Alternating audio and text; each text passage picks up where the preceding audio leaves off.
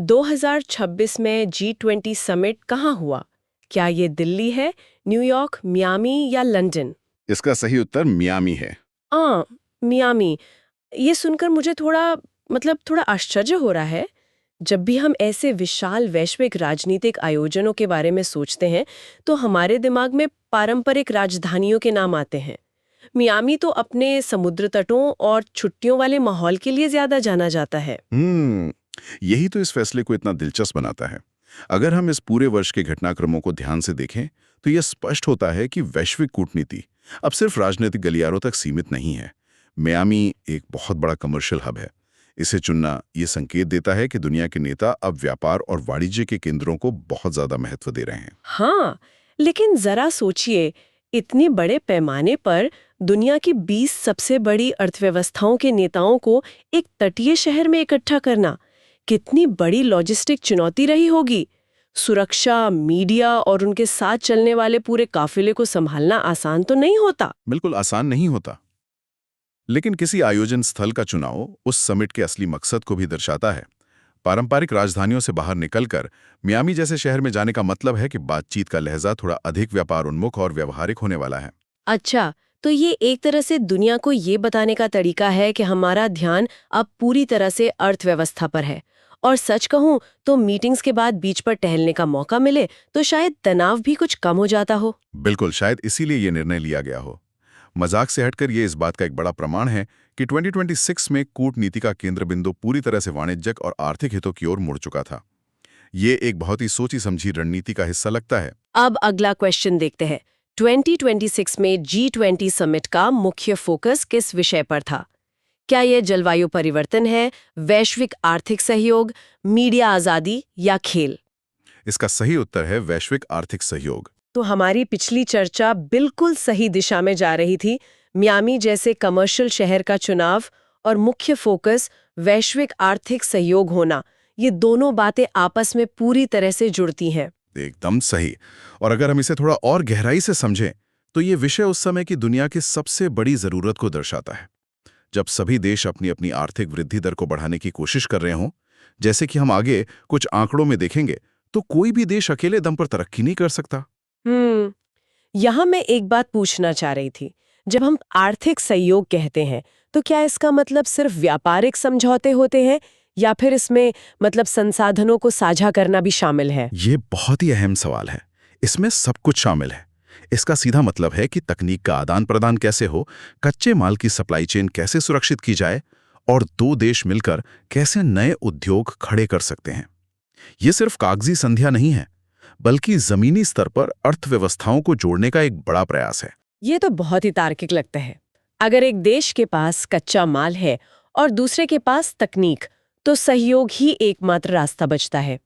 Miami का ये मंच शायद इसी तरह की साझेदारियों को आकार देने के लिए सजाया गया था। यही वजह है कि 2026 के इस आयोजन को केवल एक कूटनीतिक बैठक नहीं, बल्कि वैश्विक अर्थव्यवस्था को एक नई दिशा देने वाले इंजन की तरह देखा जाना चाहिए। ये भविष्य की रणनीतियों का बेस कैंप था। अब अगला सवाल देखते हैं। वर्ल्ड इकोनॉमिक फोरम 2026 कहाँ हुआ? क्या ये जेनुआ है, दावोस, टोक्यो या सिडनी? इसका सही उत्तर है दावोस। दावोस। एक तरफ हमने मियामी के गर्म समुद्र तटों की बात की और अब हम सीधे स्विस आल्प्स के इस बर्फीले शहर में आ गए हैं। ये वैश्विक नेता भी मौसम के कितने अलग-अलग मजे लेते हैं। ये कॉन्ट्रास्ट सच में काफी मजेदार है, लेकिन मौसम से ज्यादा इन दोनों जगहों का अपना एक अलग महत्व है। मियामी का G20 पूरी तरह से सरकारों और देशों के बीच का मंच था। वहीं दावोस का वर्ल्ड इकोनॉमिक फोरम वो जगह है जहां देशों की सरकारें दुनिया के सबसे बड़े कॉर्पोरेट दिग्गजों और निवेशकों के साथ एक ही कमरे में बैठती हैं। तो क्या हम ये कह सकते हैं कि जो वैश्विक आर्थिक सहयोग का विजन मियामी में तय किया गया होगा, उसे जमीन पर उतारने के लिए असली निवेश और कॉर्पोरेट साझेदारियां दावोस जैसी जगहों पर तैयार होती हैं? बिल्कुल सही डॉट्स कनेक्ट कर रही हैं। दावोस का महत्व यही है। ये एक अनौपचारिक नेटवर्किंग का बहुत बड़ा मौका देता है। कोई भी देश जो अपनी अर्थव्यवस्था को तेज गति से बढ़ाना चाहता है, उसके लिए दावोस के मंच पर दुनिया भर के निवेशकों को अपनी कहानी सुनाना बहुत जरूरी होता है। इसका मतलब है कि ये सिर्फ मंच से भाषण देने की जगह नहीं है। ये एक तरह का वैश्विक बाजार है जहां देश अपने विजन को बेचते हैं और निवेशक ये तय करते हैं कि उन्हें अपना पैसा कहां लगाना है। और 2026 के परिप्रेक्ष्य में जब आर्थिक सहयोग ही सबसे बड़ा मुद्दा था दावोस का, ये आयोजन देशों के लिए अपनी आर्थिक नीतियों को प्रदर्शित करने का सबसे अहम परीक्षण बन गया था। जो देश यहाँ कॉरपोरेट जगत का भरोसा जीत लेता है, वही असल में आर्थिक रेस जीतता है। अब अगला क्वेश्चन देखते हैं। 2026 क्रिकेट T20 वर्ल्ड कप किस महीने खेला गया? क्या ये जनवरी है, फरवरी मार्च, अप्रैल या जून? इसका सही उत्तर है फरवरी मार्च। अब हम अर्थव्यवस्था से निकलकर खेल के मैदान में आ गए हैं, लेकिन फरवरी मार्च का समय काफी दिलचस्प है। ये साल की शुरुआत का ही समय होता है। हाँ, लेकिन खेल और अर्थव्यवस्था को अलग-अलग करके देखना एक भूल हो सकती है। T20 वर्ल्ड कप जैसा बड़ा आयोजन अपने आप में ही बहुत बड़ी आर्थिक गतिविधि है। अगर हम 2026 के कैलेंडर को देखें तो ये एक के बाद एक बड़े वैश्विक इवेंट्स का साल रहा है। ये पॉइंट बहुत बढ़िया है। मतलब एक तरफ दुनिया के नेता आर्थिक सम्मेलनों में व्यस्त हैं और ठीक उसी समय करोड़ों लोगों का ध्यान इस ग्लोबल क्रिकेट टूर्नामेंट पे टिका है। खेल का अर्थशास्त्र भी तो उसी वैश्विक अर्थव्यवस्था का हिस्सा है जिस पर फोकस किया जा रहा है। बिल्कुल, और फरवरी मार्च का ये समय इसलिए भी रणनीतिक है क्योंकि इस दौरान कई बड़े देशों में खेल के लिए मौसम अनुकूल होता है और ये समय ब्रॉडकास्टर्स के लिए भी बहुत लाभदायक होता है। करोड़ों दर्शकों की नजरें जब स्क्रीन्स पर होती हैं तो उसका सीधा फायदा वैश्विक ब्रांड्स को पहुंचता है। तो ये सिर्फ चौके छक्कों का खेल नहीं है, बल्कि ये उन कॉर्पोरेट ब्रांड्स के लिए भी एक बहुत बड़ा अवसर है जो शायद दावोस जैसी जगहों पर निवेश की रणनीतियां बना रहे थे। एकदम सही। कोई भी देश जो एक मजबूत अर्थव्यवस्था बनाने की राह पर है, वो खेल के इस विशाल अर्थशास्त्र को नजरअंदाज नहीं कर सकता। खेल अब सिर्फ मनोरंजन नहीं, बल्कि सॉफ्ट पावर और रेवेन्यू जनरेशन का बहुत बड़ा टूल है। अब अगला सवाल देखते हैं।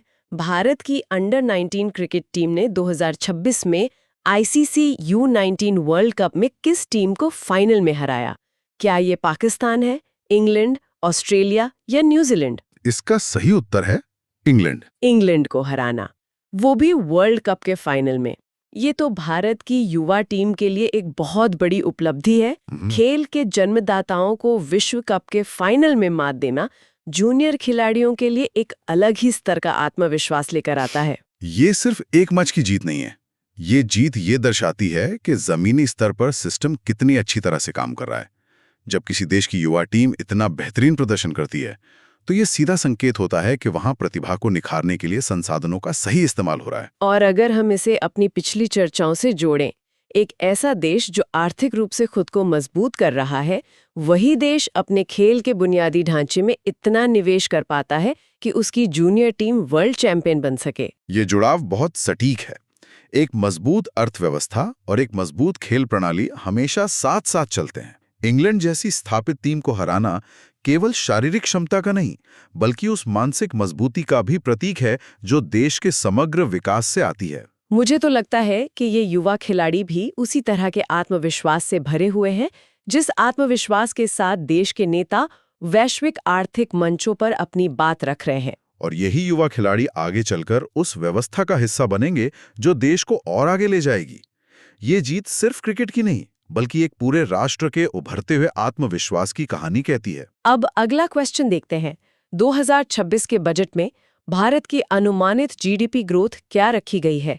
क्या ये 4%, 5.5%, 7.4% या 9% है? इसका सही उत्तर 7.4% है। 7.4%। ये आंकड़ा कोई छोटी बात नहीं है। आज के समय में जब दुनिया के अर्थव्यवस्थाओं के लिए स्थिर रहना भी एक बड़ी चुनौती होती है, वहां इतनी तेज वृद्धि दर का अनुमान लगाना बहुत ही महत्वाकांक्षी लगता है। यह आंकड़ा दरअसल उन सभी कड़ियों को जोड़ देता है जिन पर हम अब तक चर्चा कर रहे थे। एक देश 7.4% की वृद्धि का अनुमान हवा में नहीं लगाता। इसके पीछे वो वैश्विक आर्थिक सहयोग है जिसकी बात मियामी G20 में हुई, और वो विदेशी निवेश है जिसे दावोस जैसे मंचों से आकर्षित किया जाता है। अच्छा, तो ये बजट अनुमान एक तरह से उस कूटनीतिक और आर्थिक मेहनत का परिणाम है। लेकिन इतनी बड़ी ग्रोथ हासिल करने के लिए तो देश को बहुत सारे नए उद्योग, उत्पादन और भारी संसाधनों की जरूरत पड़ती होगी। बिल्कुल, इतनी तेज GDP ग्रोथ का सीधा सा मतलब है कि आपको अपने मैन्युफैक्चरिंग सेक्टर को तेजी से बढ़ाना होगा, नई तकनीकों को अपनाना होगा और अपने व्यापारिक नेटवर्क को और अधिक फैलाना होगा। ये आंकड़ा इस बात का भी संकेत है कि देश भविष्य की तकनीक और इंफ्रास्ट्रक्चर में भारी निवेश करने के लिए पूरी तरह से तैयार है। और मुझे लगता है कि जब आपके पास 7.4% की ग्रोथ का विजन हो, तभी आप खेलों जैसी चीजों में भी इतना बड़ा निवेश कर सकते हैं, जैसा कि हमने अंडर-19 टीम की सफलता में देखा। हर चीज सच में आपस में जुड़ी हुई है। यही कारण है कि बजट में रखे गए ये आंकड़े केवल अर्थशास्त्रियों के लिए नहीं होते। ये पूरी दुनिया के लिए एक क्लियर मैसेज होता है कि ये अर्थव्यवस्था तेजी से बढ़ रही है और वैश्विक साझेदारियों के लिए ये सबसे सही समय है।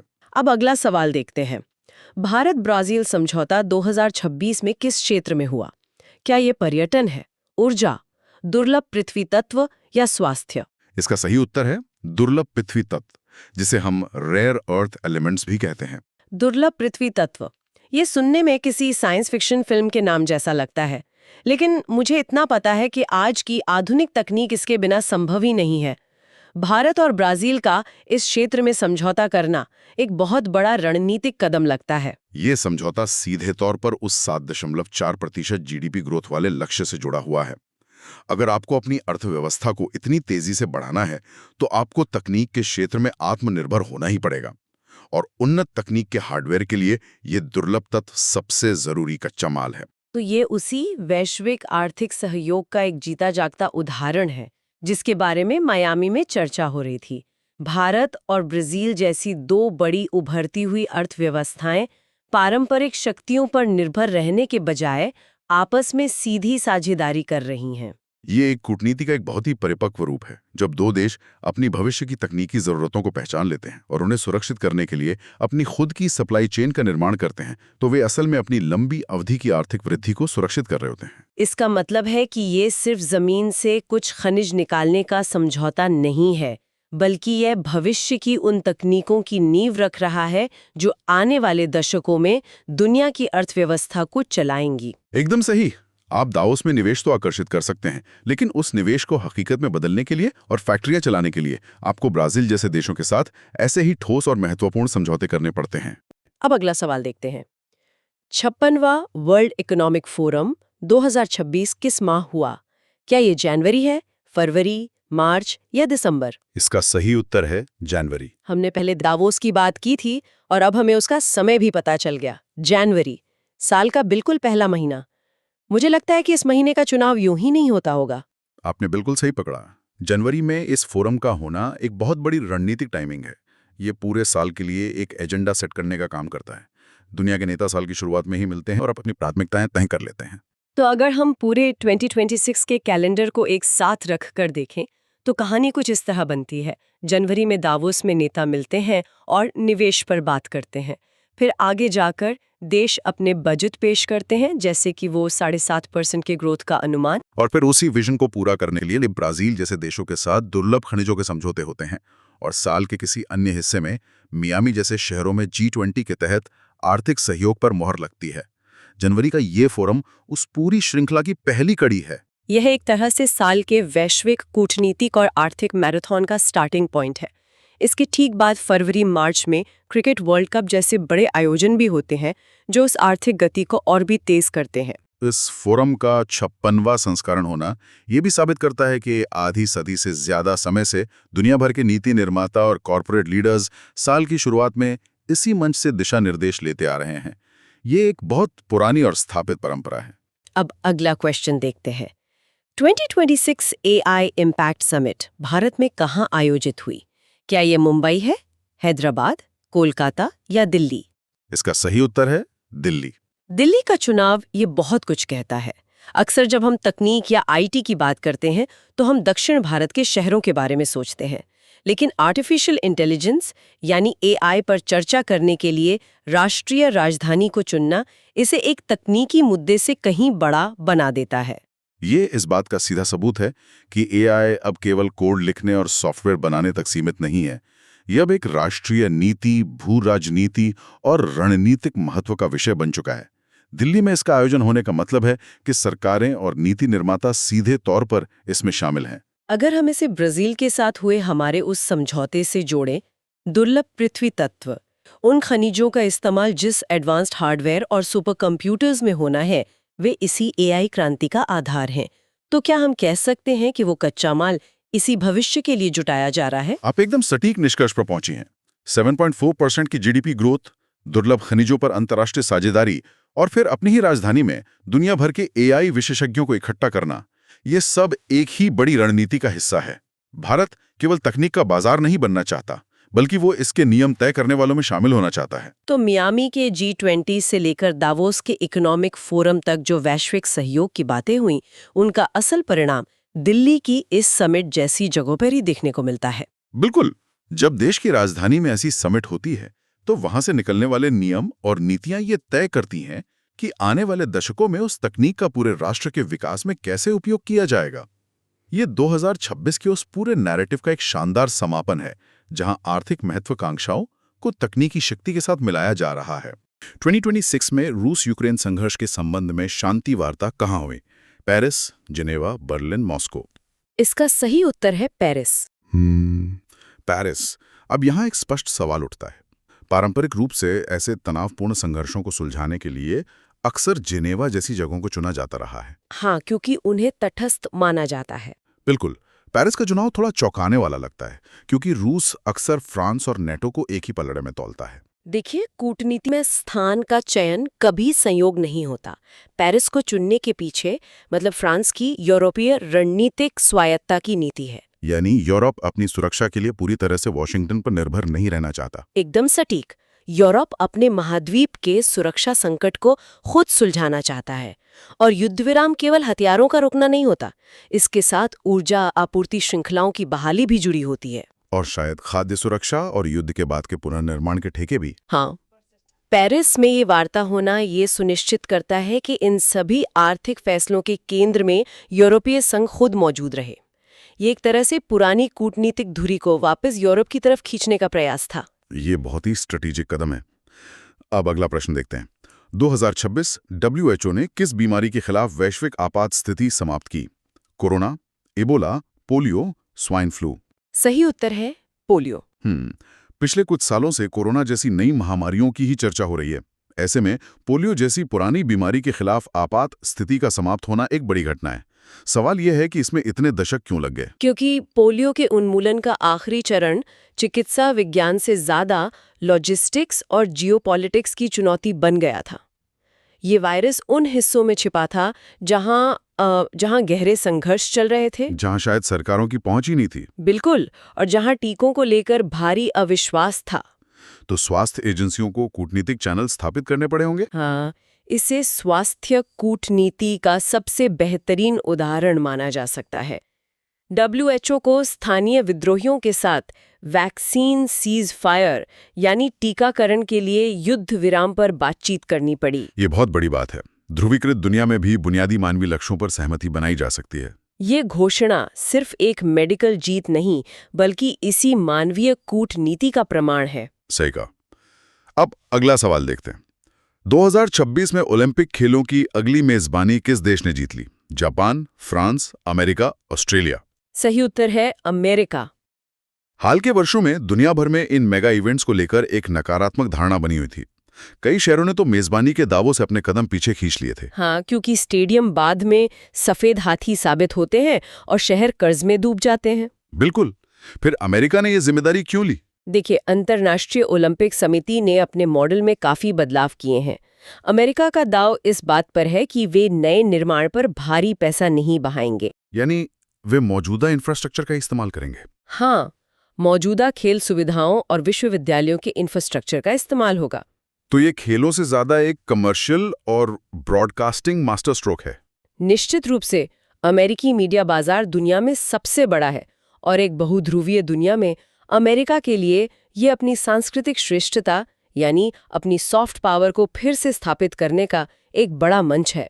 यह एक मजबूत कूटनीतिक स्टेटमेंट है। अब अगला प्रश्न देखते हैं। 2026 में भारत की जीडीपी विश्व में किस क्रम पर थी? दूसरा, तीसरा, चौथा, पांचवां? सही उत्तर है तीसरा। यह एक ऐसा आंकड़ा है जिसका इंतजार लंबे समय से हो रहा था। जर्मनी और जापान जैसी औद्योगिक शक्तियों को पीछे छोड़ना बहुत शानदार है, लेकिन अक्सर प्रति व्यक्ति आय का हवाला देकर इस उपलब्धि को कम आंका जाता है। यह एक जायज बहस है। प्रति व्यक्ति आय निश्चित रूप से एक आंतरिक चुनौती है, लेकिन जब वैश्विक भूराजनीति की बात होती है तो देशों का वजन उनकी कुल अर्थव्यवस्था से ही नापा जाता है। यानी तीसरी सबसे बड़ी अर्थव्यवस्था बनने का मतलब है बाजार का एक विशाल आकार। बिल्कुल, एक ऐसा बाजार जिसे कोई बहुराष्ट्रीय कंपनी नजरअंदाज नहीं कर सकती। तो ये एक तरह का सौदेबाजी का हथियार या बार्गेनिंग चिप बन जाता है। एकदम। विश्व व्यापार संगठन हो या जलवायु परिवर्तन सम्मेलन, इतनी बड़ी अर्थव्यवस्था की बात सिर्फ सुनी नहीं जाती, बल्कि नीतियां उसके हितों के अनुरूप मोड़ी जाती हैं। और ये विदेशी मुद्रा भंडार और संप्रभु रेटिंग को भी भारी मजबूती देता है, जिससे बाहरी आर्थिक झटकों को बर्दाश्त करना आसान हो जाता है। बहुत दिलचस्प। अब अगला सवाल देखते हैं।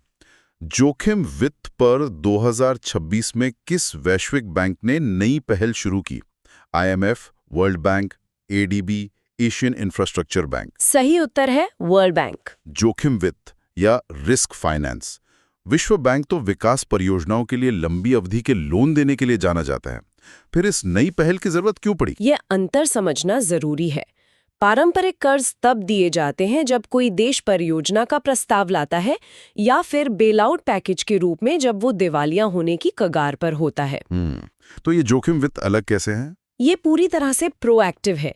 ये पैरामेट्रिक इंश्योरेंस और कैटास्ट्रोफी बॉन्ड्स पर आधारित है। क्या इसका मतलब ये है कि किसी प्राकृतिक आपदा के आने के बाद मदद मांगने की लंबी प्रक्रिया से बचा जा सकता है? बिल्कुल सही।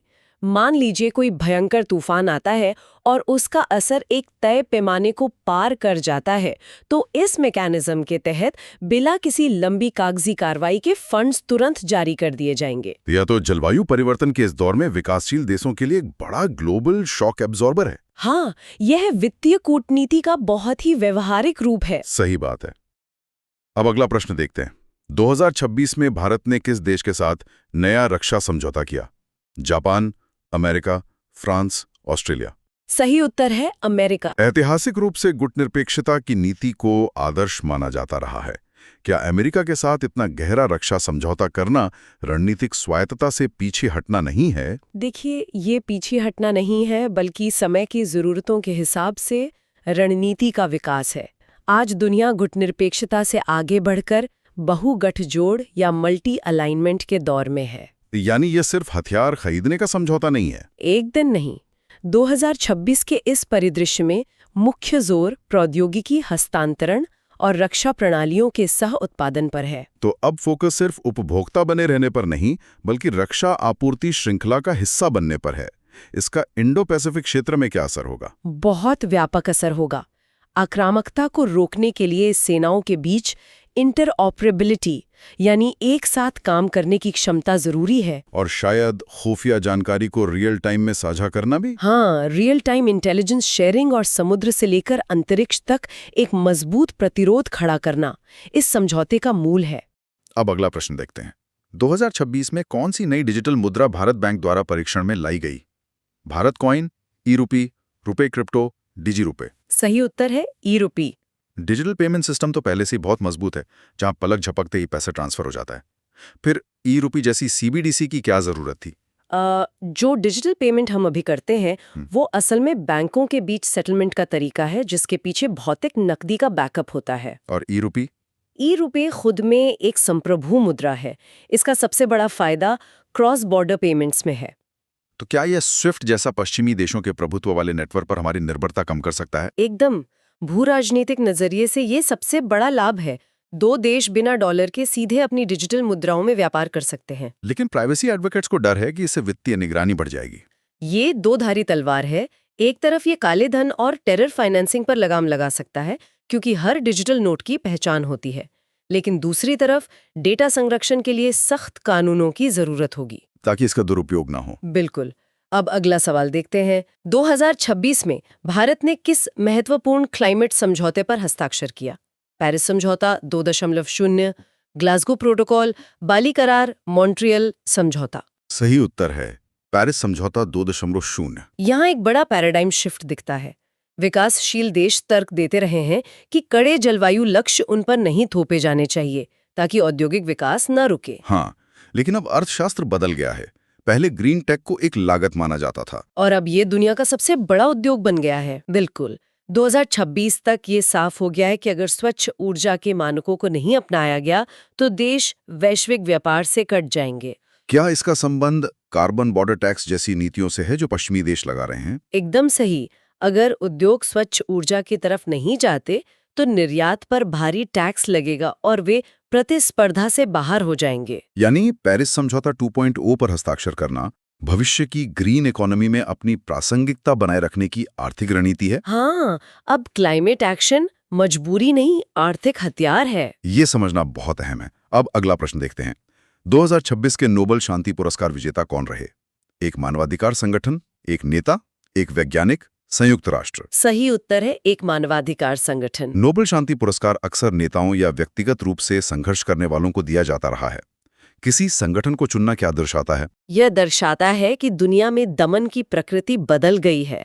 आज मानवाधिकारों का हनन केवल युद्ध के मैदान में नहीं, बल्कि साइबर स्पेस और संस्थागत सेंसरशिप के जरिए होता है। आधुनिक सत्ता प्रणालियां इतनी जटिल हैं कि कोई अकेला व्यक्ति लंबे समय तक नहीं टिक सकता। बिल्कुल, इसलिए अब व्यक्तिगत नायकत्व से ज्यादा संस्थागत लचीलेपन की जरूरत है। एक व्यक्ति को खामोश किया जा सकता है, लेकिन एक संगठन रिस्क को बांट लेता है, जिसमें वकील, पत्रकार और डेटा विश्लेषक सब शामिल होते हैं। हाँ, वे गुमनाम रहकर भी व्यवस्था के खिलाफ लड़ सकते हैं। यह इस बात की स्वीकारोक्ति है कि सामूहिक प्रतिरोध ही आज सबसे प्रभावी तरीका है। अब अगला सवाल देखते हैं। 2026 में अंतर्राष्ट्रीय अंतरिक्ष स्टेशन में भारत का कौन सा प्रयोग भेजा गया?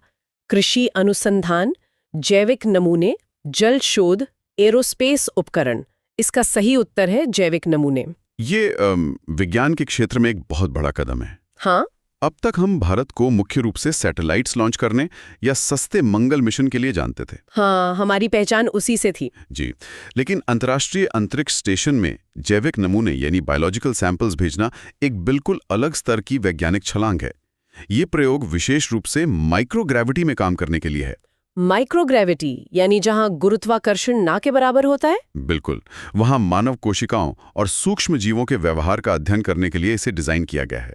मैं सोच रही थी कि माइक्रोग्रेविटी में कोशिकाओं का अध्ययन करने का असल फायदा क्या है?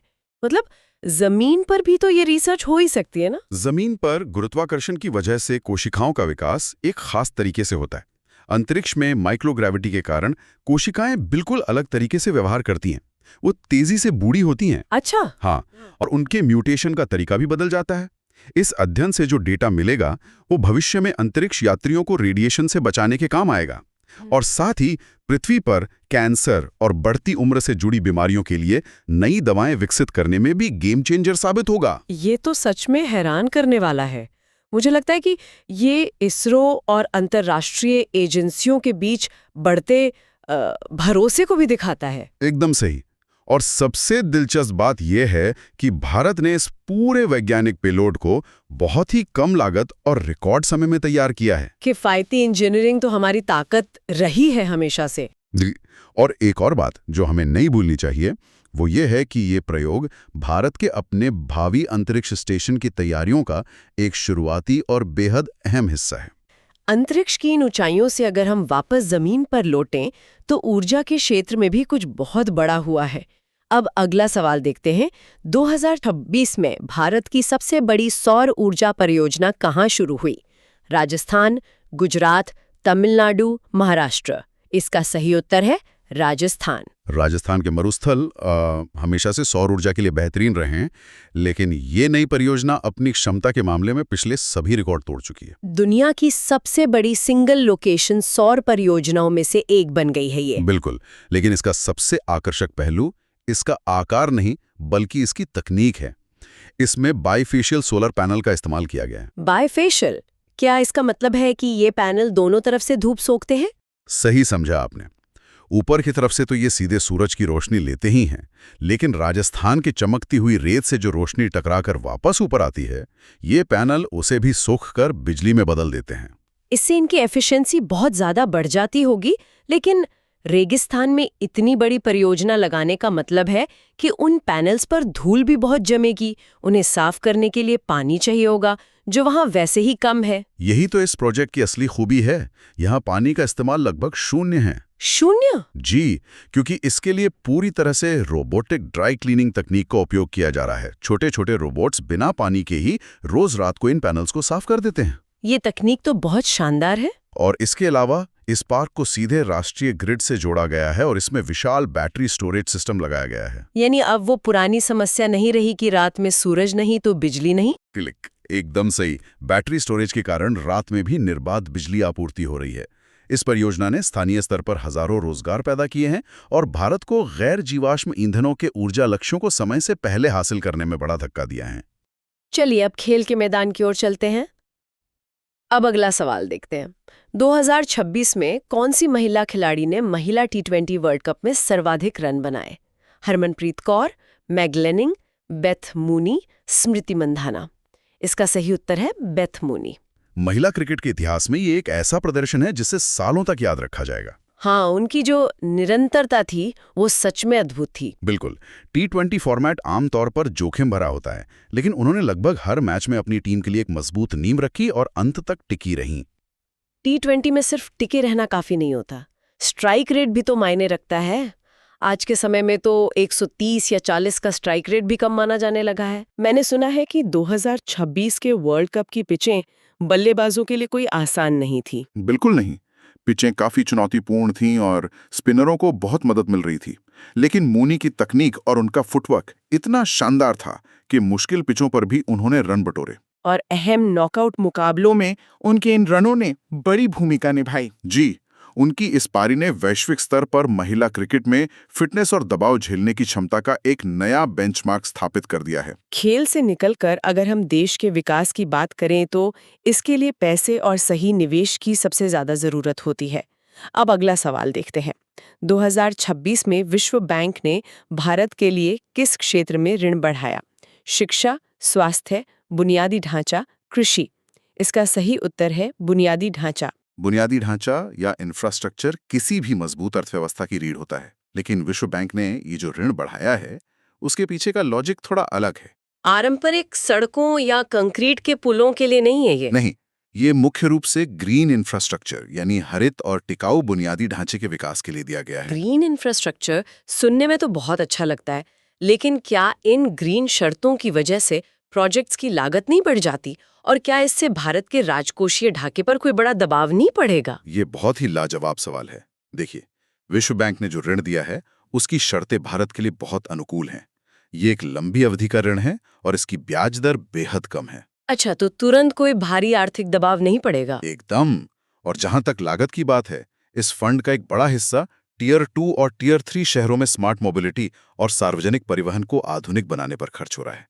इसके साथ ही जलवायु लचीले निर्माण मानक लागू किए गए हैं। मतलब जो भी बनेगा वो भविष्य की बाढ़ या अत्यधिक गर्मी जैसी जलवायु चुनौतियों को झेल सकेगा? जी हाँ, शुरू में ये थोड़ा महंगा लग सकता है, लेकिन लंबी अवधि में ये बार-बार होने वाले मरम्मत के खर्च को बचाता है। ये इन्वेस्ट भारत के लॉजिस्टिक्स क्षेत्र में क्रांति ला रहा है, जिससे माल ढुलाई की लागत कम हो रही है। विकास के साथ साथ कूटनीति और पड़ोसियों के साथ रिश्ते भी बहुत मायने रखते हैं। अब अगला सवाल देखते हैं। 2026 में भारत ने किस देश के साथ जल समझौते पर हस्ताक्षर किए? बांग्लादेश, नेपाल, चीन, भूटान।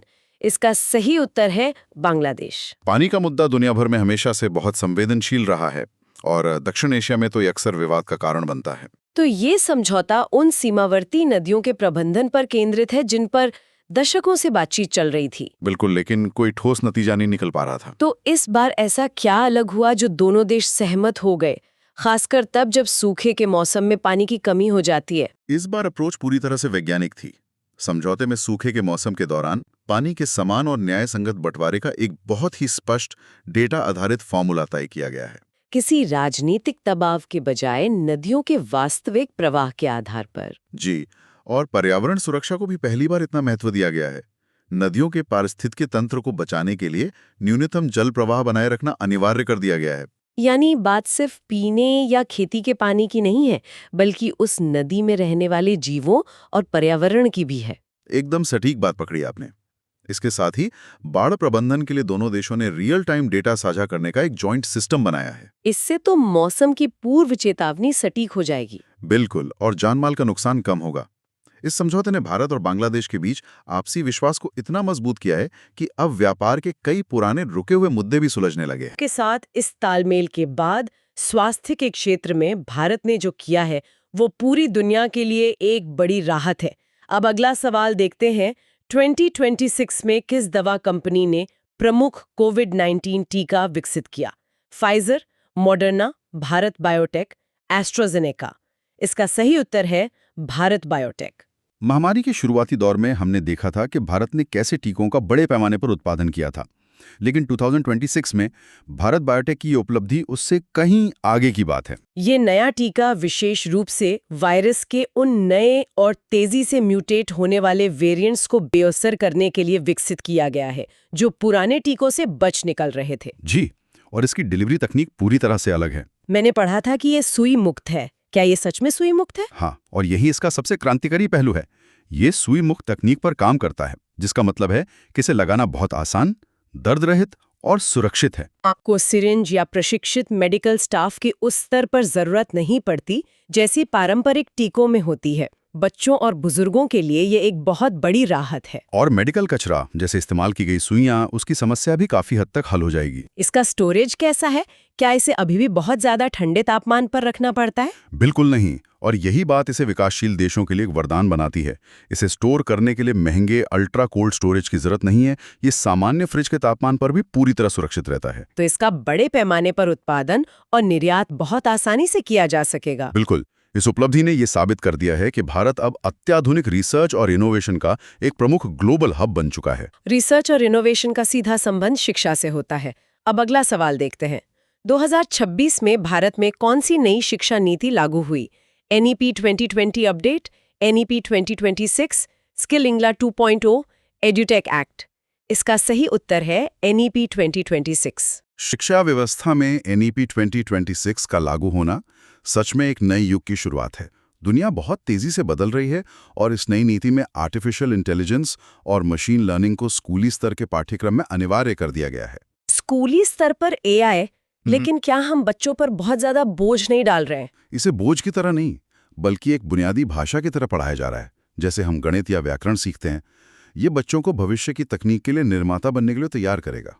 और पारंपरिक डिग्री सिस्टम में भी तो बहुत बड़ी राहत आई है। जी, इसे पूरी तरह से लचीला बना दिया गया है। अब स्ट्रीम्स की कोई सख्त दीवार नहीं है। लचीला मतलब क्या अब कोई छात्र एक ही समय में साइंस और आर्ट्स दोनों पढ़ सकता है? मान लीजिए कोई फिजिक्स के साथ म्यूजिक पढ़ना चाहे। बिल्कुल, आप फिजिक्स के साथ म्यूजिक और अर्थशास्त्र एक साथ पढ़ सकते हैं। इसके साथ ही माइक्रो क्रेडेंशियल्स की प्रणाली पेश की गई है। ये थोड़ा तकनीकी शब्द है। ये माइक्रो क्रेडेंशियल्स असल में काम कैसे करता है? बहुत आसान है। मान लीजिए आपने 6 महीने का कोई कोर्स किया, तो उसके क्रेडिट आपके एक डिजिटल एकेडमिक बैंक में जमा हो जाएंगे। अगर आपको कोई जॉब मिल जाती है या पढ़ाई रोकनी पड़ती है, तो आप ब्रेक ले सकते हैं। और सालों बाद जब वापस आएंगे तो शुरू से शुरुआत नहीं करनी होगी। एकदम सही, आपके क्रेडिट सुरक्षित रहेंगे। इसके अलावा इंजीनियरिंग और मेडिकल की पढ़ाई अब क्षेत्रीय भाषाओं में उच्च गुणवत्ता के साथ उपलब्ध कराई जा रही है। और उद्योगों और विश्वविद्यालयों के बीच सीधा गठजोड़ भी अनिवार्य कर दिया गया है, ताकि पाठ्यक्रम बाजार की मांग से जुड़े हों। बाजार और अर्थव्यवस्था की बात करें तो स्टार्टअप्स ने भी गजब की रफ्तार पकड़ी है। अब अगला सवाल देखते हैं। 2026 में भारत की कौन सी स्टार्टअप यूनिकॉर्न बनी? Fintech app, edutech firm, agritech startup, health take platform. इसका सही उत्तर है फिनटेक ऐप। भारत का स्टार्टअप इकोसिस्टम अब सिर्फ बड़े शहरों तक सीमित नहीं है। इस फिनटेक ऐप ने मेट्रो शहरों को छोड़कर मुख्य रूप से ग्रामीण भारत और टियर 3 कस्बों में वित्तीय समावेशन पर अपना ध्यान केंद्रित किया। लेकिन गांव में सबसे बड़ी समस्या तो इंटरनेट कनेक्टिविटी की होती है। बिना स्थिर इंटरनेट के कोई डिजिटल पेमेंट ऐप कैसे कामयाब हो सकता है? यहीं पर इनका इनोवेशन काम आया। ये ऐप पूरी तरह से भारत के अपने नए UPI 3.0 आर्किटेक्चर पर काम करता है, जो बिना इंटरनेट के भी सुरक्षित लेनदेन करने की सुविधा देता है। बिना इंटरनेट के लेनदेन, ये तो सच में पूरी ग्रामीण अर्थव्यवस्था के लिए गेम चेंजर है। लेकिन ये यूनिकॉर्न सिर्फ पेमेंट से तो नहीं बने होंगे। इनकी कमाई का मॉडल क्या है? इनका मुख्य मॉडल है छोटे व्यापारियों और किसानों को माइक्रो लोन देना।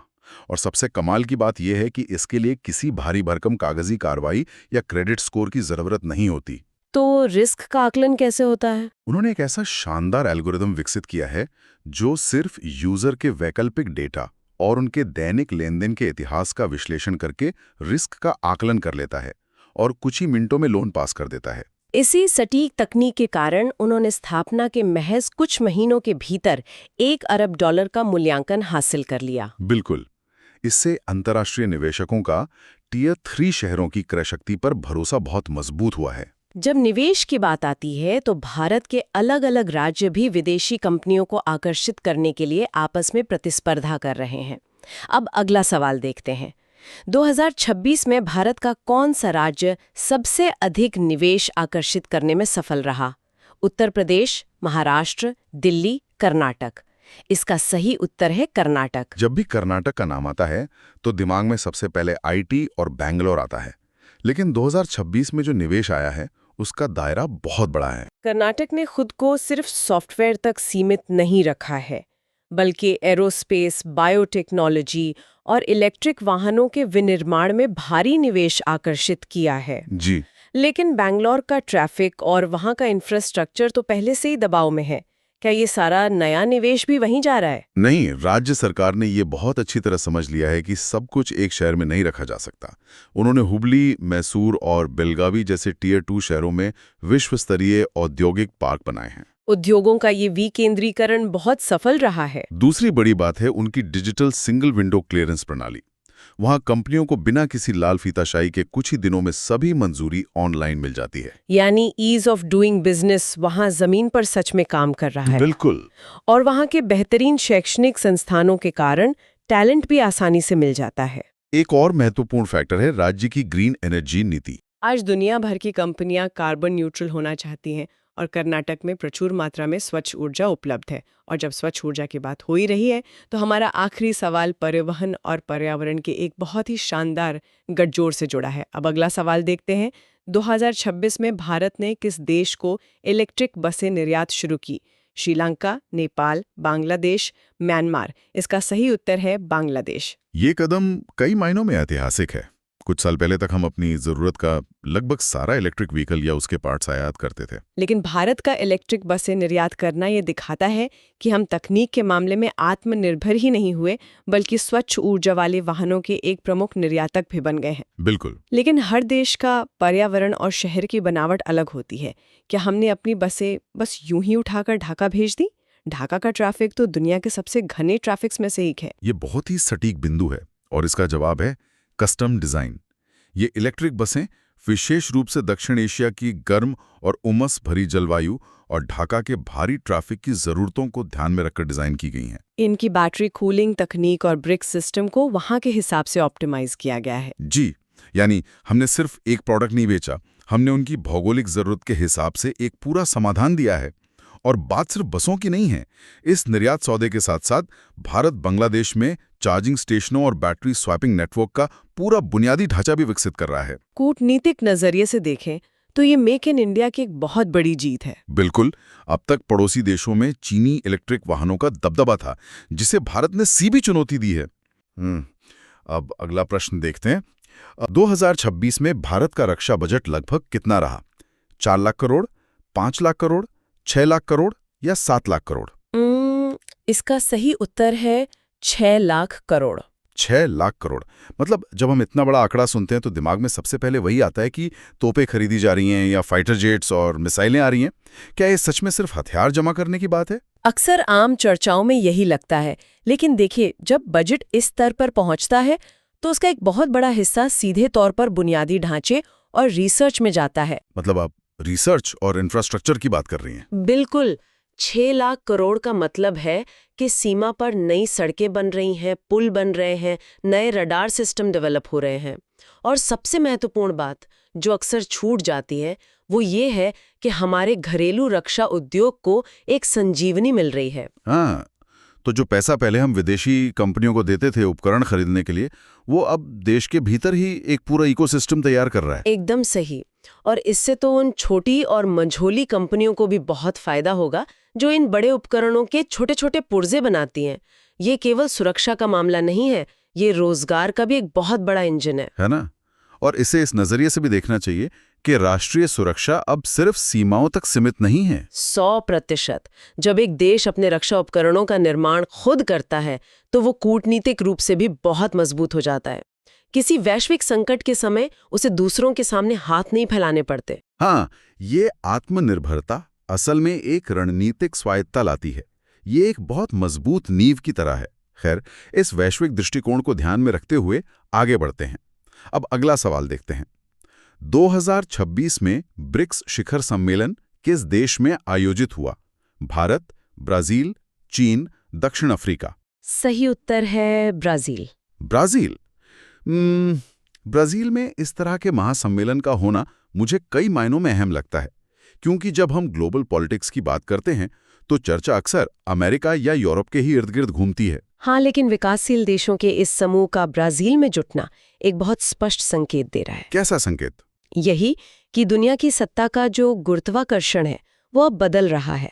पश्चिम के देशों का जो एकाधिकार हुआ करता था उसे अब ये उभरती हुई अर्थव्यवस्थाएं चुनौती दे रही हैं। मतलब ब्राजील, जो खुद दक्षिण अमेरिका की एक बहुत बड़ी आर्थिक शक्ति है, वहां पर इन देशों का इकट्ठा होना ये दिखाता है कि ये देश अब अपने नियम खुद तय करना चाहते हैं। ये एक साथ आते हैं तो ये केवल व्यापारिक समझौते नहीं करते, बल्कि एक वैकल्पिक विश्व व्यवस्था का पूरा खाका तैयार करते हैं। लेकिन मैं सोच रहा था कि क्या इस तरह के सम्मेलनों का असर आम आदमी की जिंदगी पर भी पड़ता है? बिल्कुल पड़ता है। देखिए, जब ये देश डॉलर पर अपनी निर्भरता कम करने या आपस में सस्ती दरों पर तकनीक और संसाधन साझा करने के समझौते करते हैं तो उसका सीधा असर आयात और निर्यात की लागत पर पड़ता है। अच्छा, तो मतलब लंबी अवधि में यह महंगाई को नियंत्रित करने में मदद करता है? हाँ, और इन देशों के भीतर रोजगार के नए अवसर भी पैदा करता है। ब्राजील का ये सम्मेलन उसी दिशा में एक बहुत मजबूत कदम है। वैश्विक राजनीति में ये जो छोटे छोटे कदम हैं, ये आगे चलकर बहुत बड़े बदलाव लाते हैं। तकनीक की दुनिया में भी मुझे लगता है कुछ ऐसा ही हो रहा है। अब अगला प्रश्न देखते हैं। 2026 में भारत ने किस देश के साथ सेमीकंडक्टर निर्माण समझौता किया? Japan, Taiwan, Germany, Canada? इसका सही उत्तर है ताइवान। ताइवान का नाम आते ही तो सीधे तौर पर चिप या सेमीकंडक्टर ही दिमाग में आता है। लेकिन सोचने वाली बात यह है कि इसी देश को क्यों चुना गया? दुनिया में जर्मनी और जापान जैसी और भी तो तकनीकी महाशक्तियां हैं। ताइवान के पास ऐसा क्या है? देखिए, ताइवान इस उद्योग का बेताज बादशाह है। सेमीकंडक्टर बनाना दुनिया के सबसे जटिल कामों में से एक है। इसके जो कारखाने होते हैं, जिन्हें फैब कहा जाता है, वहाँ बहुत ज्यादा सफाई चाहिए होती है ना? एकदम। वहाँ धूल का एक सूक्ष्म कण भी पूरी की पूरी खेप को बर्बाद कर सकता है। ताइवान ने दशकों तक इस सटीकता में महारत हासिल की है। दुनिया के सबसे उन्नत माइक्रोचिप्स का एक बहुत बड़ा हिस्सा अकेले ताइवान में बनता है। तो इसका मतलब है कि हमने सीधे उस स्रोत के पास जाने का फैसला किया जो इस तकनीक का मास्टर है।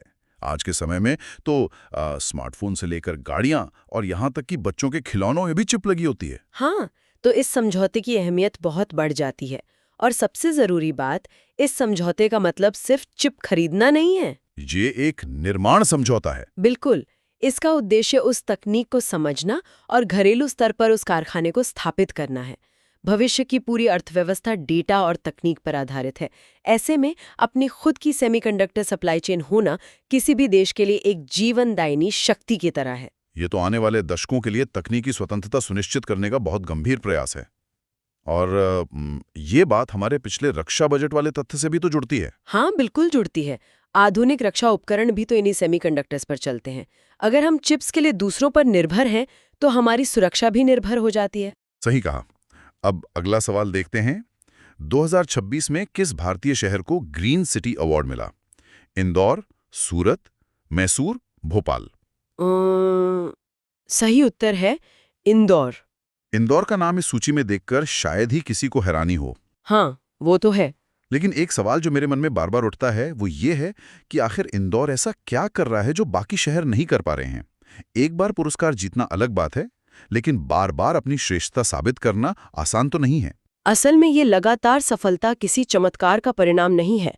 इसके पीछे एक बहुत ही सुव्यवस्थित प्रणाली है और नागरिकों के व्यवहार में आया गहरा बदलाव है। मतलब कचरे को उसके स्रोत पर ही अलग करना? हाँ, और गीले कचरे से बायो-सीएनजी बनाना और उस गैस से शहर की बसों को चलाना, ये सब एक चक्रीय अर्थव्यवस्था यानी सर्कुलर इकोनॉमी का बहुत शानदार उदाहरण है। प्रशासन ने नियमों को सख्ती से लागू तो किया, लेकिन साथ ही नागरिकों को इस मुहिम का अभिन्न हिस्सा भी बनाया। ये बहुत अहम बात है। जब तक आम जनमानस में ये भावना नहीं आती कि ये मेरा शहर है, तब तक कोई भी सरकारी योजना सफल नहीं हो सकती। और ग्रीन सिटी अवार्ड तो सिर्फ हरियाली बढ़ाने के लिए नहीं मिलता ना। बिल्कुल नहीं। ये हवा की गुणवत्ता, जल संरक्षण और ऊर्जा के सही उपयोग को भी मापता है। और ये मॉडल बाकी शहरों के लिए एक बेहतरीन केस स्टडी है। तेजी से होते शहरीकरण के बीच अगर शहरों को रहने लायक बनाए रखना है, तो इंदौर का ये मॉडल, जहां कचरा एक समस्या नहीं बल्कि संसाधन बन गया है, उसे हर जगह अपनाना होगा। एकदम सही। ये सिर्फ पर्यावरण की बात नहीं है, ये जन स्वास्थ्य और जीवन स्तर से जुड़ा हुआ एक बहुत बड़ा मुद्दा है। चलिए, स्वच्छ पर्यावरण के बाद अब थोड़ी उड़ान भरी जाए। अब अगला प्रश्न देखते हैं। 2026 में इसरो ने कौन सा मिशन लॉन्च किया? चंद्रयान 4, आदित्य L2, गगनयान परीक्षण उड़ान, मंगलयान 2। सही उत्तर है गगनयान परीक्षण उड़ान। गगनयान, मानव को अंतरिक्ष में भेजने का भारत का अपना महत्वाकांक्षी मिशन। लेकिन ये एक परीक्षण उड़ान है, तो क्या इस मिशन का मुख्य उद्देश्य ये जांचना है कि इंसान वहां सुरक्षित कैसे रह सकता है? बिना किसी शक के। क्योंकि देखिए, मशीनें भेजना और इंसान भेजना, दोनों में जमीन आसमान का फर्क है। हाँ। मशीनों या रोवर को भेजने में अगर कोई तकनीकी खराबी आ भी जाए, तो सिर्फ पैसे और समय का नुकसान होता है। लेकिन जब बात मानव मिशन की आती है, तो जोखिम की कोई गुंजाइश नहीं होती। इस परीक्षण उड़ान का मुख्य मकसद crew escape system, life support system और धरती पर सुरक्षित वापसी की तकनीक को बहुत बारीकी से परखना है। अंतरिक्ष का वातावरण बहुत ही कठोर होता है। रेडिएशन, माइक्रोग्रेविटी और तापमान में भारी बदलाव। हाँ, इसलिए ये उड़ान उन सभी प्रणालियों का एक तरह से ड्रेस रिहर्सल है। लेकिन अक्सर ये सवाल भी उठता है कि जब धरती पर ही इतनी चुनौतियां हैं, तो अंतरिक्ष में इंसान भेजने पर इतना खर्च क्यों किया जाए? ये एक बहुत ही स्वाभाविक सवाल है जो अक्सर लोग पूछते हैं। लेकिन इतिहास गवाह है कि अंतरिक्ष अनुसंधान के लिए जो तकनीकें विकसित की जाती हैं, उनका सीधा लाभ बाद में आम जीवन को मिलता है। जैसे मौसम की सटीक जानकारी या संचार व्यवस्था। बिल्कुल। या फिर चिकित्सा के क्षेत्र में काम आने वाली नई मशीनें। इसके अलावा एक सफल मानव अंतरिक्ष मिशन पूरे देश के युवाओं में विज्ञान और तकनीक के प्रति जो प्रेरणा और आत्मविश्वास भरता है, उसे किसी भी आर्थिक पैमाने पर नहीं तौला जा सकता। सही बात है। एक नई पीढ़ी के लिए ये अंतरिक्ष की ओर देखने और नए सपने बुनने जैसा है। खैर, विज्ञान की इस छलांग के बाद अब खेलों की दुनिया पर नजर डालते हैं। अब अगला सवाल देखते हैं। 2026 में महिला T20 वर्ल्ड कप किस देश ने जीता? भारत, ऑस्ट्रेलिया, इंग्लैंड, दक्षिण अफ्रीका? इसका सही उत्तर है ऑस्ट्रेलिया। ऑस्ट्रेलिया की टीम जब भी मैदान में उतरती है, तो उनका आत्मविश्वास एक अलग ही स्तर का होता है। महिला क्रिकेट में भी उनका दबदबा कुछ ऐसा है कि वे अक्सर अजेय नजर आती हैं। हाँ, ये तो है। तो क्या ये सिर्फ कुछ बेहतरीन खिलाड़ियों के होने का नतीजा है, या फिर इसके पीछे कोई गहरी खेल संस्कृति काम कर रही है? ये एक बहुत ही महत्वपूर्ण बिंदु है जिस पर ध्यान दिया जाना चाहिए। ऑस्ट्रेलिया के इस निरंतर सफलता का श्रेय उनके जमीनी स्तर के खेल ढांचे को जाता है। मतलब ग्रास रूट लेवल की बात कर रही हैं आप? एकदम। वहाँ स्कूलों और क्लबों के स्तर से ही लड़कियों को खेल के लिए वही बेहतरीन सुविधाएं और पेशेवर माहौल मिलता है जो लड़कों को मिलता है। उन्हें कम उम्र से ही बड़े टूर्नामेंट्स के दबाव में प्रदर्शन करना सिखाया जाता है। तो ये कोई एक दिन में तैयार हुई टीम नहीं है? बिल्कुल नहीं। ये दशकों के व्यवस्थित निवेश का परिणाम है। इसका मतलब है कि सिर्फ प्रतिभा होना ही काफी नहीं है, उस प्रतिभा को तराशने के लिए सही मंच और एक वैज्ञानिक व्यवस्था भी चाहिए। ये जीत ये भी दिखाती है कि विश्व स्तर पर महिला खेलों में प्रतिस्पर्धा और फिटनेस का लेवल कितना बढ़ गया है। और इसके साथ ही आप देखिए, महिला खेलों को देखने वालों की संख्या भी बहुत तेजी से बढ़ रही है। प्रसारक और प्रायोजक अब इसमें भारी निवेश कर रहे हैं क्योंकि उन्हें इसमें एक बहुत बड़ा बाजार नजर आ रहा है। ये तो एक सकारात्मक चक्र बन गया है। जितना अधिक समर्थन मिलेगा, खेल का स्तर उतना ही ऊंचा उठेगा और नई प्रतिभाओं को मौका मिलेगा। 100%। खेलों में आए इस बड़े बदलाव के बाद अब अर्थव्यवस्था के एक बड़े बदलाव को देखते हैं। अब अगला प्रश्न देखते हैं। 2026 में भारत की डिजिटल भुगतान वृद्धि दर लगभग कितनी रही? 10%, 20%, 35%, 50%? सही उत्तर है 35%। 35% की यह वृद्धि एक बहुत ही विशाल आंकड़ा है। आज जब कोई व्यक्ति बिना बटुए के घर से निकलता है, तो उसे कोई घबराहट नहीं होती। सड़क किनारे चाय की टपरी से लेकर बड़े बड़े शोरूम तक हर जगह स्कैनर लगा हुआ है। हाँ, ये तो हमारी रोजमर्रा की जिंदगी का हिस्सा बन गया है। क्या इस 35% का मतलब सिर्फ ये है कि नकद का इस्तेमाल कम हो रहा है, या अर्थव्यवस्था के भीतर कुछ बुनियादी और गहरा बदलाव हो रहा है? देखिए, नकद का इस्तेमाल कम होना तो सिर्फ एक सतही बदलाव है। इसके पीछे का अर्थशास्त्र बहुत गहरा है। भारत में एक बहुत बड़ा अनौपचारिक क्षेत्र रहा है जिसका हिसाब किताब पहले कहीं दर्ज नहीं होता था। इनफॉर्मल सेक्टर की बात कर रही हैं आप? बिल्कुल। लेकिन जब छोटे से छोटा लेन देन भी डिजिटल होता है तो वो पूरी अर्थव्यवस्था मुख्य धारा में आ जाती है। इससे छोटे व्यापारियों का एक पक्का वित्तीय रिकॉर्ड बनता है। अच्छा, जिससे उन्हें भविष्य में अपने व्यापार को बढ़ाने के लिए बैंक से लोन लेने में आसानी होती है। एकदम सही। कल्पना करने वाली बात है कि एक इंसान जो शायद पहले कभी बैंक की चौखट तक नहीं गया, आज वो अपने साधारण से स्मार्टफोन से हजारों का सुरक्षित लेन देन कर रहा है। ये वित्तीय समावेशन यानी फाइनेंशियल इंक्लूजन का एक बहुत ही व्यवहारिक और क्रांतिकारी उदाहरण है। और क्या इससे सरकारी व्यवस्था में भी कोई बदलाव आया है? निश्चित रूप से। जब लेन देन डिजिटल होते हैं तो पैसे के प्रवाह में भारी पारदर्शिता आती है, कर चोरी बहुत मुश्किल हो जाती है और सरकारी योजनाएं सीधे लाभार्थियों के बैंक खाते में पहुंचती हैं। जिससे बीच के बिचौलिए पूरी तरह खत्म हो जाते हैं। हाँ, 35% की ये वृद्धि दिखाती है कि तकनीक को अपनाने में समाज का हर तबका शामिल हो चुका है। ये आदत में आया एक ऐसा बदलाव है जिसे अब वापस पुरानी व्यवस्था की ओर नहीं मोड़ा जा सकता। ये एक ऐसी क्रांति है जो बिना किसी शोर शराबे के हर घर तक पहुंच चुकी है। अब रक्षा क्षेत्र में हो रहे एक और बड़े बदलाव की तरफ मुड़ते हैं। अब अगला सवाल देखते हैं। 2026 में भारत ने किस देश को पहली बार रक्षा उपकरण निर्यात किया? फिलीपींस, नेपाल, भूटान, श्रीलंका। सही उत्तर है फिलीपींस। यह तथ्य मुझे हमारी आज की चर्चा के पहले हिस्से से जुड़ता हुआ नजर आ रहा है। हाँ, बिल्कुल। पहली बार फिलीपींस को रक्षा उपकरणों का निर्यात करना कोई छोटी घटना नहीं है। हमने शुरुआत में ही 6 लाख करोड़ के रक्षा बजट की बात की थी। क्या ये निर्यात उसी बड़े बजट और घरेलू उत्पादन को बढ़ावा देने की रणनीति का सीधा परिणाम है? आप बिल्कुल सही दिशा में सोच रहे हैं। दुनिया का सबसे बड़ा हथियार आयातक देश होने की पुरानी छवि से बाहर निकलकर अब रक्षा उपकरणों का निर्यात करना एक बहुत बड़ा रणनीतिक बदलाव है। और वो भी फिलीपींस जैसे देश को। हाँ, जब आप फिलीपींस जैसे देश को अपने हथियार या उन्नत मिसाइल सिस्टम बेचते हैं तो आप केवल विदेशी मुद्रा नहीं कमा रहे होते, बल्कि आप उस क्षेत्र की भू राजनीति में अपना प्रभाव और साख भी बढ़ा रहे होते हैं। दक्षिण पूर्व एशिया एक बहुत ही संवेदनशील और महत्वपूर्ण क्षेत्र है। वहां किसी देश को रक्षा आपूर्ति करने का मतलब है कि आप कूटनीतिक रूप से एक मजबूत और भरोसेमंद साझेदार के रूप में अपनी जगह बना रहे हैं। एक तरह से अपनी ताकत को वैश्विक मंच पर स्थापित करने जैसा है ये। और ये कदम घरेलू उद्योगों के लिए भी एक बहुत बड़ा संदेश है। 100%। जब देश के भीतर बने उपकरणों की मांग विश्व बाजार में होने लगती है तो यहाँ की रक्षा कंपनियों को अपनी गुणवत्ता और तकनीक को अंतर्राष्ट्रीय स्तर पर बनाए रखने की एक नई प्रेरणा मिलती है। ये इस बात का प्रमाण है कि हमारे उत्पाद अब वैश्विक मानकों पर पूरी तरह से खरे उतर रहे हैं। आयातक से निर्यातक बनने का ये सफर वाकई शानदार है। बिल्कुल। निर्माण क्षेत्र की इसी कड़ी में अब एक और योजना को देखते हैं। अब अगला प्रश्न देखते हैं। 2026 में मेक इन इंडिया 2.0 का मुख्य फोकस क्या था? कृषि, MSME, उच्च तकनीक निर्माण, शिक्षा। इसका सही उत्तर है उच्च तकनीक निर्माण। उच्च तकनीक निर्माण या हाईटेक मैन्युफैक्चरिंग। निर्माण के पहले चरण में हमने बुनियादी ढांचा और सामान्य चीजों को बनाने पर काफी जोर दिया था। हाँ, तब फोकस अलग था। लेकिन अब ये जो 2.0 संस्करण है वो पूरी तरह से उच्च तकनीक पर केंद्रित है। क्या इसका सीधा संबंध उस सेमीकंडक्टर समझौते से है जिसकी हमने थोड़ी देर पहले ताइवान के साथ चर्चा की थी? बिल्कुल है। ये सभी बिंदु एक ही बड़ी तस्वीर के अलग अलग हिस्से हैं। मेक इन इंडिया 2.0 का सीधा सा मतलब है कि अब केवल बुनियादी चीजें या असेंबलिंग का काम नहीं करना है। मतलब अब हमें इलेक्ट्रॉनिक चिप्स, इलेक्ट्रिक वाहन, ड्रोन और आधुनिक संचार के उपकरण बनाने हैं। हाँ, क्योंकि ये वही क्षेत्र हैं जो अगली सदी की अर्थव्यवस्था का इंजन बनेंगे।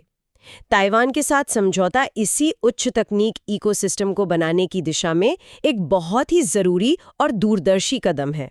अगर इसे आसान शब्दों में समझें तो इसका मतलब है वैश्विक सप्लाई चेन में अपनी स्थिति को और मजबूत करना।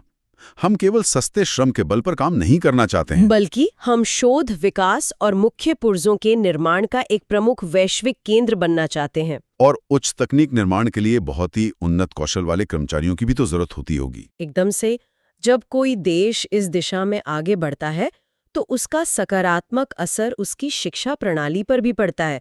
इंजीनियरिंग और तकनीकी संस्थानों को बाजार की इन नई और आधुनिक जरूरतों के हिसाब से खुद को ढालना पड़ता है। ये पूरे देश के आर्थिक और शैक्षणिक ढांचे को एक साथ अपग्रेड करने की प्रक्रिया है। तो तकनीक और निर्माण की बात हो गई, अब उस सबसे बड़ी ताकत की बात करते हैं जो इन सबको चलाएगी। अब अगला सवाल देखते हैं।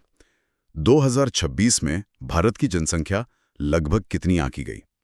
135 करोड़, 140 करोड़, 145 करोड़, 150 करोड़? सही उत्तर है 145 करोड़। 145 करोड़।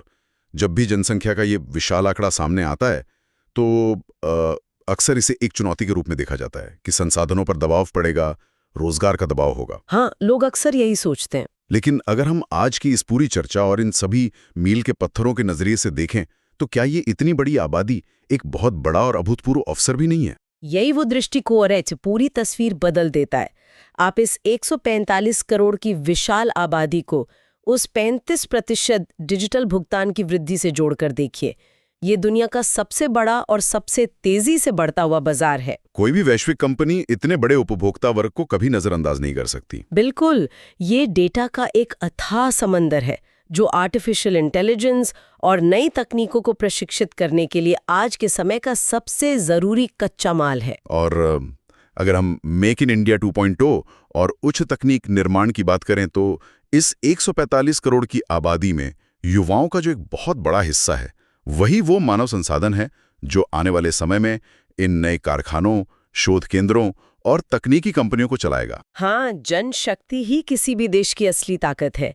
जब 145 करोड़ की जनसंख्या, 35% की डिजिटल वृद्धि, ताइवान जैसी तकनीकी साझेदारी और मेक इन इंडिया 2.0 के तहत उच्च तकनीक निर्माण एक साथ मिलते हैं, तो क्या ये दर्शाता है कि 2026 का भारत सिर्फ विकास नहीं कर रहा है, बल्कि वैश्विक अर्थव्यवस्था की पूरी धुरी को अपनी ओर खींच रहा है? तो अब अगला प्रश्न देखते हैं। 2026 में किस भारतीय खिलाड़ी ने ओलंपिक क्वालिफिकेशन जीता? नीरज चोपड़ा, पीवी सिंधु, मीराबाई चानू, बजरंग पूनिया? इसका सही उत्तर है नीरज चोपड़ा। ये एक बहुत बड़ी बात है। हाँ, क्योंकि भारतीय खेलों के परिदृश्य में इस उपलब्धि को समझना बहुत जरूरी है। खेलों में किसी बड़े टूर्नामेंट में एक बार चमकना एक बात है, लेकिन सालों तक अंतर्राष्ट्रीय स्तर पर निरंतरता बनाए रखना? बिल्कुल, निरंतरता बनाए रखना और फिर से सबसे बड़े मंच के लिए क्वालिफाई करना एक असाधारण बात है। ये सच में एक बहुत बड़ा बयान है। जब हम एथलेटिक्स जैसे खेल की बात करते हैं तो ये सिर्फ शारीरिक क्षमता का परीक्षण नहीं होता। नहीं, उस मानसिक दृढ़ता को भी दर्शाता है जो एक खिलाड़ी को बार बार खुद को साबित करने के लिए प्रेरित करती है। और मुझे लगता है कि ये हमारे पूरे सिस्टम के बारे में भी कुछ कहता है ना? एकदम सही। यहाँ एक और पहलू ध्यान देने लायक है। एक एथलीट का बार बार विश्व स्तर पर अपनी जगह पक्की करना ये भी दिखाता है कि हमारे देश में अब खेल का ढांचा और ट्रेनिंग की सुविधाएं परिपक्व हो रही हैं। मतलब ये सिर्फ एक व्यक्ति की प्रतिभा तक सीमित नहीं रह गया है। हाँ, ये एक पूरे सिस्टम के विकसित होने का संकेत है। अब हमारी मानसिकता सिर्फ प्रतियोगिताओं में हिस्सा लेने से आगे बढ़कर लगातार जीतने की ओर मुड़ चुकी है। और ये आने वाली नई पीढ़ी के खिलाड़ियों के लिए एक बहुत मजबूत मनोवैज्ञानिक आधार तैयार करता है। खैर, अब अगला सवाल देखते हैं। 2026 में भारत की बेरोजगारी दर लगभग कितनी रही? 4%, 5%, 7%, 9%? सही उत्तर है 7%।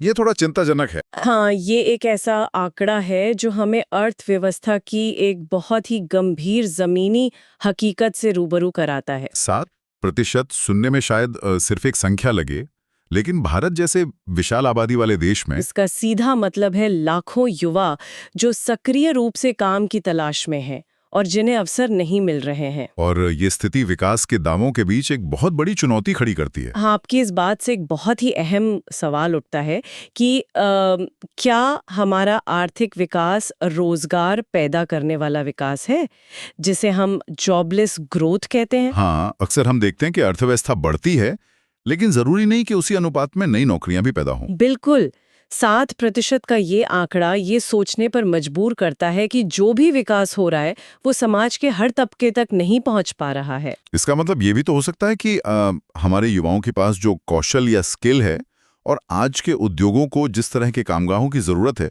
उन दोनों के बीच एक बहुत बड़ी खाई है। यह एक बहुत ही तार्किक निष्कर्ष है। जब तक शिक्षा और बाजार के जरूरतों के बीच का ये अंतर कम नहीं होगा, तब तक इस 7% की चुनौती से पार पाना मुश्किल होगा। और ये नीति निर्माताओं के लिए एक बहुत बड़ी चेतावनी है कि रोजगार सृजन को केंद्र में रखकर ही योजनाएं बनानी होंगी। एकदम सही कहा आपने। अब अगला प्रश्न देखते हैं। 2026 में भारत ने किस देश के साथ मुक्त व्यापार समझौता किया? यूके, फ्रांस, रूस, इटली। सही उत्तर यूके है। जिसे हम FTA या फ्री ट्रेड अग्रीमेंट भी कहते हैं। हाँ, अंतर्राष्ट्रीय व्यापार की बुनियाद में मुक्त व्यापार समझौता एक बहुत ही निर्णायक कदम होता है। अगर हम श्रोताओं के लिए इसे बहुत ही आसान भाषा में समझें तो इसका मतलब है कि दो देशों के बीच व्यापार करते समय जो भारी टैक्स या टैरिफ लगते थे, वे अब या तो बहुत कम हो गए हैं या लगभग खत्म हो गए हैं। इसका सीधा फायदा आयात और निर्यात दोनों को होता है। और यूके के साथ इस समझौते का मतलब है कि भारतीय कंपनियों और निर्माताओं को अब दुनिया के सबसे बड़े और परिपक्व बाजारों में से एक तक बहुत आसान पहुंच मिल गई है। बिल्कुल।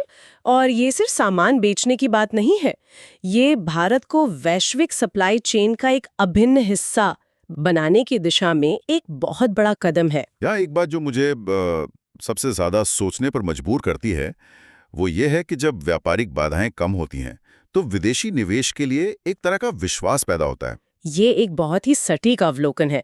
जब दुनिया देखती है कि भारत यूके जैसी प्रमुख अर्थव्यवस्था के साथ अपनी शर्तों पर एक मजबूत समझौता कर रहा है, तो इससे भारत की आर्थिक कूटनीति की साख बढ़ती है। मतलब ये दर्शाता है कि भारत अब अंतर्राष्ट्रीय मंच पर सिर्फ एक दर्शक नहीं है। हाँ, बल्कि नियम तय करने वाले प्रमुख खिलाड़ियों में से एक बन चुका है। यह कूटनीतिक और आर्थिक जीत निश्चित रूप से हमारी अर्थव्यवस्था को एक नई गति देगी।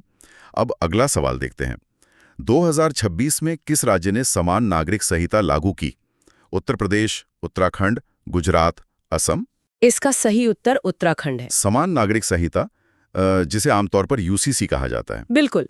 प्रशासनिक और कानूनी ढांचे के नजरिए से ये एक बहुत ही महत्वपूर्ण घटनाक्रम है। और कानूनी दृष्टि से देखा जाए तो किसी राज्य के लिए इस तरह का कदम उठाना अपने आप में एक बहुत बड़ा संरचनात्मक बदलाव है। अगर हम एक तथ्यात्मक अपडेट के रूप में इसका विश्लेषण करें तो उत्तराखंड का ये कदम मूल रूप से राज्य के भीतर नागरिक कानूनों में एक रूपता लाने का प्रयास है। हाँ, क्योंकि पहले विवाह, तलाक, विरासत और संपत्ति के बंटवारे जैसे मामले अलग अलग व्यक्तिगत कानूनों के तहत आते थे। सही कहा। UCC के लागू होने से इन सभी नागरिक मामलों के लिए राज्य के सभी निवासियों पर एक समान कानूनी प्रक्रिया लागू होती है।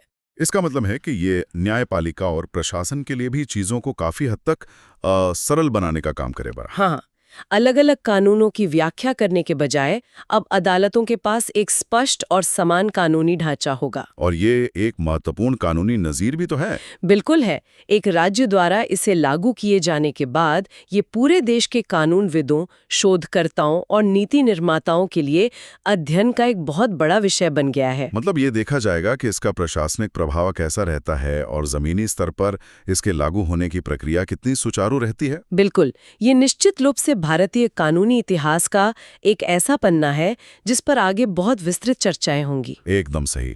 अब अगला प्रश्न देखते हैं। 2026 में विश्व पर्यावरण दिवस का थीम क्या था? Beat plastic, save earth, restore nature, climate action now. सही उत्तर है क्लाइमेट एक्शन नाउ। ये थीम किसी भी तरह के घुमावदार शब्दों का इस्तेमाल नहीं करती है। नहीं, बिल्कुल सीधे तौर पर एक बहुत ही सख्त संदेश देती है। इस थीम में जो नाउ या अभिशब्द है वो बहुत ही ध्यान खींचने वाला है। ऐसा लगता है जैसे पर्यावरण को लेकर जो जागरूकता फैलाने का दौर था वो अब खत्म हो चुका है। हाँ, और हम एक आपातकालीन स्थिति में प्रवेश कर चुके हैं। यही इस थीम का सबसे गहरा अर्थ है। मतलब क्लाइमेट एक्शन नाउ ये स्पष्ट करता है कि जलवायु परिवर्तन अब भविष्य की कोई काल्पनिक समस्या नहीं रह गई है। बिल्कुल, यह वर्तमान की सबसे बड़ी चुनौती है। जब हम मौसम में हो रहे अचानक बदलावों और प्राकृतिक आपदाओं को देखते हैं तो यह थीम याद दिलाती है कि अब केवल सम्मेलनों में नीतियां बनाने का समय जा चुका है। यानी अब जिम्मेदारी सिर्फ सरकारों की नहीं बल्कि जमीनी स्तर पर हर संस्था की है। हाँ, उद्योगों को अपने काम करने के तरीकों में बदलाव करना होगा, सप्लाई चेन को हरा भरा बनाना होगा और कॉरपोरेट जगत को जिम्मेदारी लेनी होगी। और ये बदलाव कल पर नहीं टाला जा सकता। ये थीम एक अल्टीमेटम की तरह है। एकदम सही कहा आपने। अगर हमने तत्काल और ठोस कदम नहीं उठाए तो प्रकृति का संतुलन पूरी तरह से बिगड़ सकता है। ये शब्दों से आगे बढ़कर तुरंत कार्यवाही करने की एक वैश्विक पुकार है। सच में ये एक ऐसा संदेश है जिसे हम सभी को गंभीरता से लेना होगा। अब अगला सवाल देखते हैं। 2026 में भारत की सबसे बड़ी आईटी कंपनी कौन रही? TCS, Infosys, Wipro, HCL?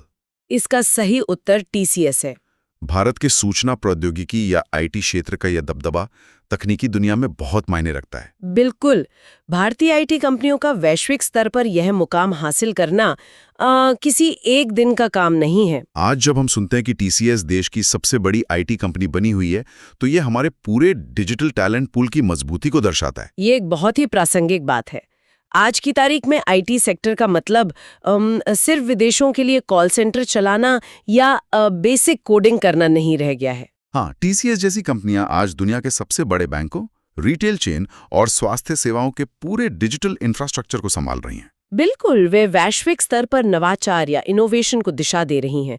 और अगर हम इसे अपनी पिछली चर्चा से जोड़ें, जहां हमने 7% बेरोजगारी की बात की थी, हाँ, तो ये आईटी सेक्टर ही है जिसने पिछले कई दशकों में भारत में लाखों युवाओं को रोजगार दिया है। टीसीएस का शीर्ष पर रहना ये बताता है कि हमारे पास वैश्विक स्तर पर बड़े और जटिल प्रोजेक्ट्स को संभालने की जो क्षमता है वो बेजोड़ है। और ये विश्वसनीयता का भी प्रतीक है। जब एक कंपनी इतने बड़े स्तर पर लगातार अच्छा प्रदर्शन करती है तो पूरी दुनिया की कंपनियों का भारत के टेक इकोसिस्टम पर भरोसा और मजबूत होता है। मतलब ये सिर्फ एक कंपनी की जीत नहीं बल्कि भारत की तकनीकी साख की जीत है। बिल्कुल सही। अब अगला प्रश्न देखते हैं। 2026 में किस देश ने चंद्रमा पर नया रोवर भेजा? चीन, अमेरिका, भारत, रूस? सही उत्तर है अमेरिका। अंतरिक्ष विज्ञान और अन्वेषण के क्षेत्र में ये एक बहुत ही ऐतिहासिक घटना है। हाँ, अंतरिक्ष की खोज हमेशा से ही इंसानी सभ्यता के लिए एक बहुत बड़ा आकर्षण रही है। लेकिन चंद्रमा पर फिर से नए रोवर भेजना ये बताता है कि चांद अब सिर्फ दूर से देखने की चीज नहीं है, बल्कि कुछ बहुत बड़ी योजनाओं का हिस्सा बन रहा है। यहाँ जो सबसे ज्यादा ध्यान देने वाली बात है वो है एक नई स्पेस रेस का शुरू होना। क्योंकि पिछले कुछ दशकों में चांद पर जाने की दौड़ थोड़ी धीमी पड़ गई थी। बिल्कुल, लेकिन अब ये वापस दुनिया की महाशक्तियों के लिए रणनीतिक और तकनीकी श्रेष्ठता साबित करने का केंद्र बन गई है। तो क्या हम ये कह सकते हैं कि चंद्रमा पर यह नई सक्रियता सिर्फ वैज्ञानिक प्रयोगों तक सीमित नहीं है? एकदम सही।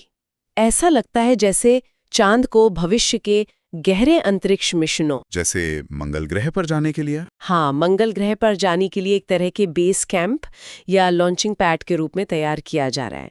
चांद पर पानी या अन्य संसाधनों की खोज का अंतिम लक्ष्य यही है कि इंसान अंतरिक्ष में और आगे तक जा सके। और अमेरिका का ये नया रोवर भेजना इस बात का स्पष्ट संकेत है कि कोई भी देश इस नई तकनीकी और रणनीतिक होड़ में पीछे नहीं रहना चाहता। बिल्कुल, ये आने वाले दशकों की अंतरिक्ष अर्थव्यवस्था की नींव रख रहा है। अब अगला सवाल देखते हैं। 2026 में भारत ने किस क्षेत्र में रिकॉर्ड एफडीआई प्राप्त किया? टेक्नोलॉजी, रियल एस्टेट, कृषि, शिक्षा? सही उत्तर है टेक्नोलॉजी। विदेशी प्रत्यक्ष निवेश या एफडीआई का एक ही क्षेत्र में इतनी बड़ी मात्रा में आना हमारी अर्थव्यवस्था के लिए बहुत बड़े संकेत देता है। ये बहुत ही दिलचस्प है कि अभी कुछ ही देर पहले हम टीसीएस और भारत के आईटी सेक्टर की मजबूती की बात कर रहे थे, और अब ये आंकड़ा सामने आता है कि दुनिया का सबसे ज्यादा विदेशी पैसा भी उसी क्षेत्र में आ रहा है। बिल्कुल, इन दोनों तथ्यों को एक साथ रखकर देखने पर तस्वीर एकदम साफ हो जाती है। विदेशी निवेशक अपना पैसा वहीं लगाते हैं जहां उन्हें लंबी अवधि में सबसे ज्यादा स्थिरता और मुनाफा दिखता है। और टेक्नोलॉजी में ये रिकॉर्ड एफडीआई इस बात का सबसे बड़ा प्रमाण है कि दुनिया भारत के टेक इकोसिस्टम, हमारे स्टार्टअप्स और डिजिटल इंफ्रास्ट्रक्चर पर आंख बंद करके भरोसा कर रही है। एकदम सही।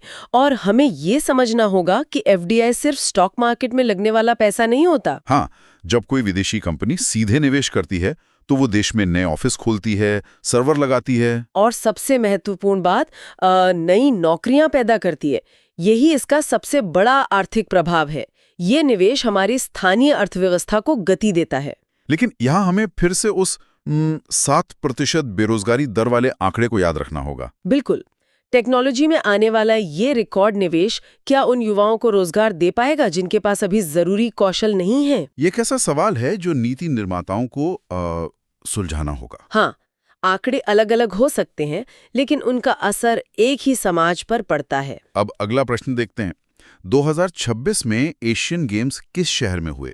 दोहा, टोक्यो, बैंकॉक, जकार्ता? इसका सही उत्तर दोहा है। खेल जगत के नक्शे पर इस आयोजन को बहुत गहराई से समझने की जरूरत है। बिल्कुल, क्योंकि एशियन गेम्स कोई छोटा आयोजन नहीं है।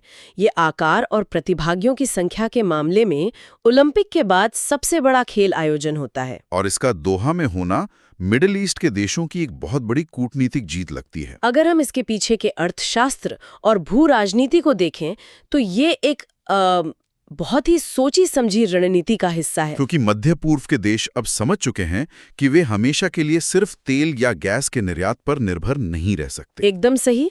वे अपनी अर्थव्यवस्था में विविधता ला रहे हैं और खेल इसके लिए सबसे बड़ा हथियार बन गया है। यानी ऐसे बड़े आयोजनों के जरिए वे पूरी दुनिया को अपने देश में आमंत्रित कर रहे हैं। हाँ, इससे सिर्फ खेलों को बढ़ावा नहीं मिलता, बल्कि वहाँ का पर्यटन बढ़ता है, नए विश्व स्तरीय स्टेडियम और इंफ्रास्ट्रक्चर बनते हैं। और दुनिया भर में देश की एक बहुत ही आधुनिक छवि पेश होती है। ये उनकी सॉफ्ट पावर या नरम कूटनीति का सबसे बेहतरीन उदाहरण है।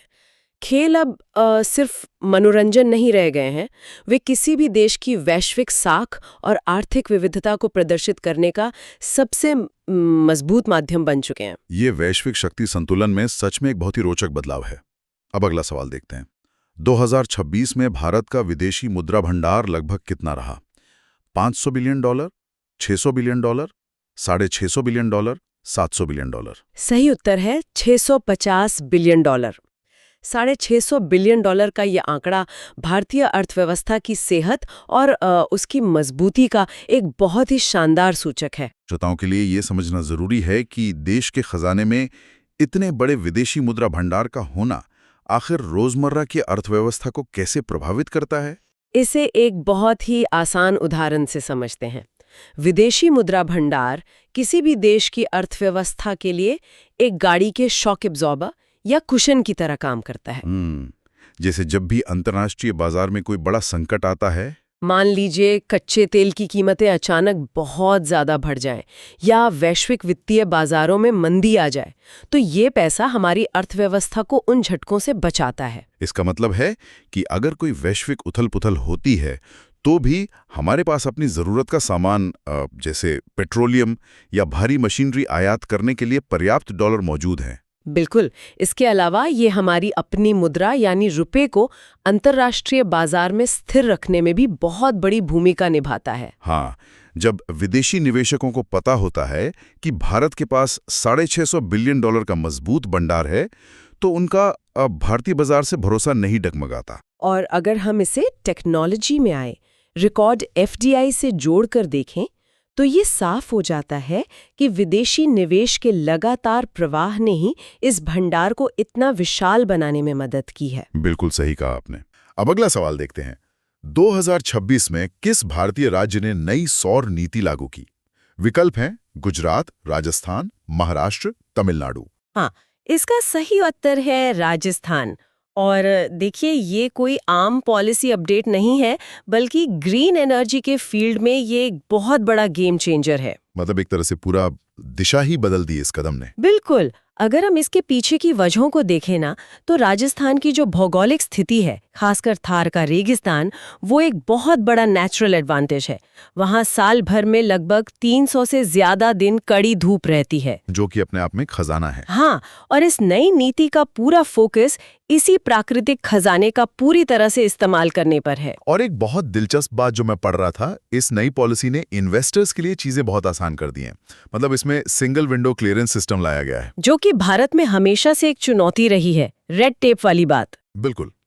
इसे ऐसे समझ सकते हैं कि जैसे आपको किसी कॉन्सर्ट में जाना हो और आपको हर चेकिंग के लिए अलग लाइन में ना लगकर सीधा एक VIP पास मिल जाए। विदेशी और घरेलू निवेशकों को टैक्स में भी भारी छूट मिल रही है, जैसे इस सेक्टर में काफी पैसा आ रहा है। एकदम सही एनालॉजी है। और देखिए, जब इतना सारा इन्वेस्टमेंट आ रहा है और इतनी बिजली बन रही है, तो उसे सही जगह पहुंचाना भी उतना ही जरूरी हो जाता है। ट्रांसमिशन का मुद्दा। हाँ, इसलिए इस नीति के तहत पावर ग्रिड इंफ्रास्ट्रक्चर को एकदम आधुनिक बनाने पर भारी जोर दिया गया है। मतलब अगर आप एक हाईवे बना रहे हैं जहां अचानक बहुत सारी गाड़ियां आने वाली हैं, तो आपको हाईवे की लेन भी बढ़ानी पड़ेंगी ताकि ट्रैफिक जाम ना हो।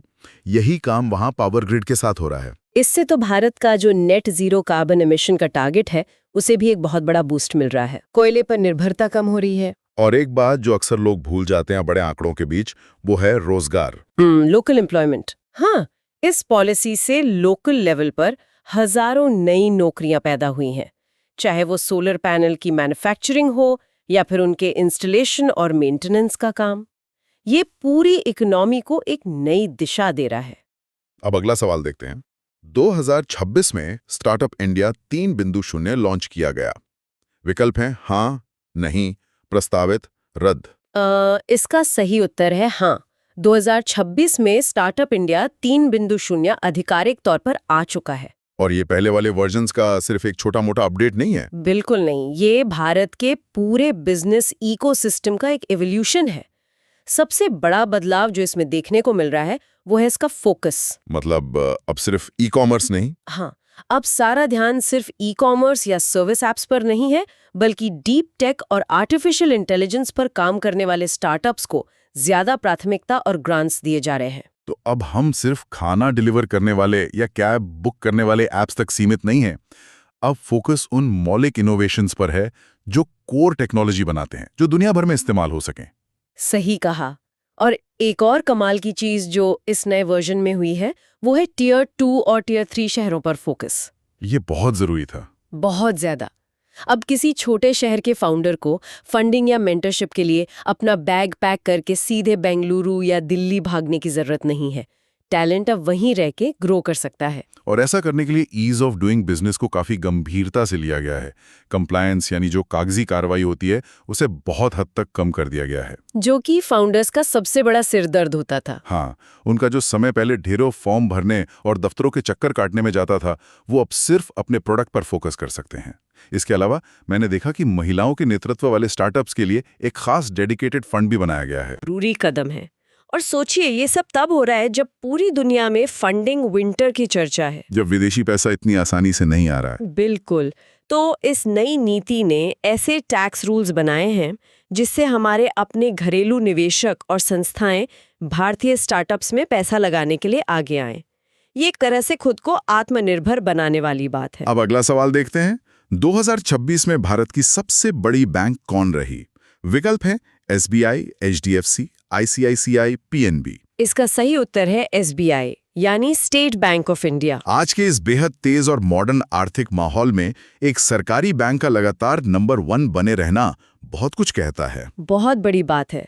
अगर हम इसके आंकड़ों पर नजर डालें तो ग्लोबल इकोनॉमी में इतनी उथल-पुथल होने के बावजूद SBI की बैलेंस शीट लगातार मजबूत हुई है। उन्होंने अपने NPA की सफाई बहुत अच्छे से की है। हाँ, जो लोन वापस नहीं आ रहे थे, उन खराब एसेट्स को काफी आक्रामक तरीके से साफ किया गया है। इसे तो हम ऐसे समझ सकते हैं जैसे किसी ने अपनी पुरानी अलमारी की पूरी तरह से सफाई कर दी हो और अब उसमें सिर्फ काम की और सॉलिड चीजें ही बची हों। बढ़िया उदाहरण है।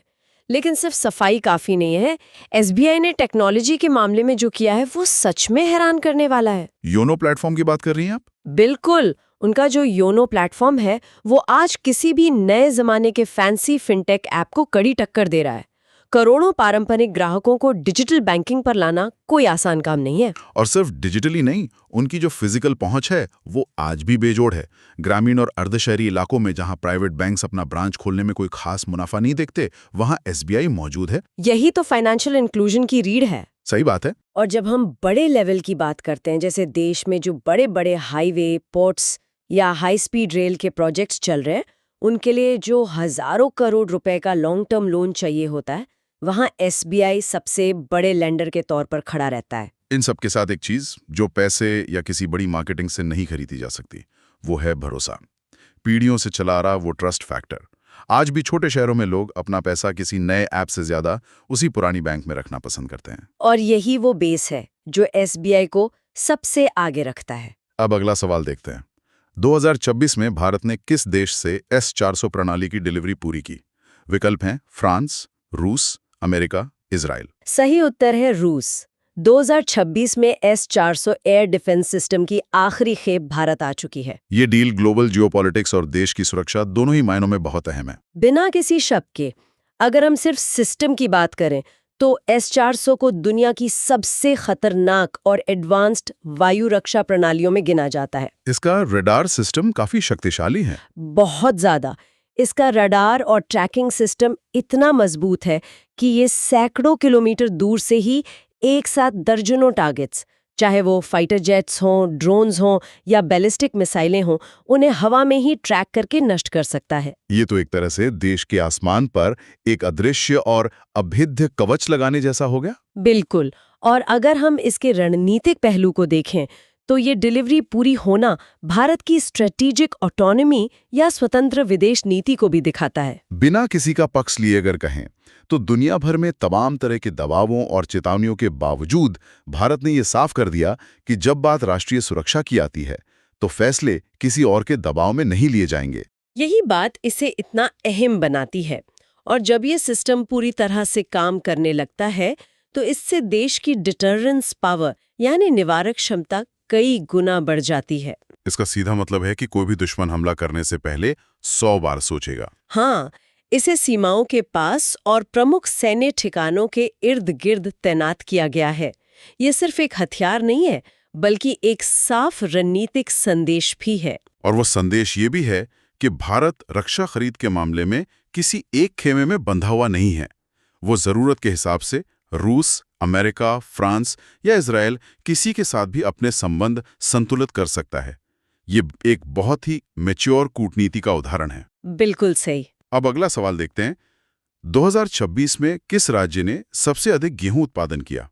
विकल्प हैं पंजाब, हरियाणा, उत्तर प्रदेश, मध्य प्रदेश। इसका सही उत्तर है उत्तर प्रदेश। भारत के कृषि परिदृश्य में ये एक बहुत ही महत्वपूर्ण माइलस्टोन है। और ये रिकॉर्ड उत्पादन कोई रातों रात हुआ चमत्कार नहीं है। बिल्कुल नहीं। इसके पीछे एक बहुत ही सघन और लंबे समय का काम है।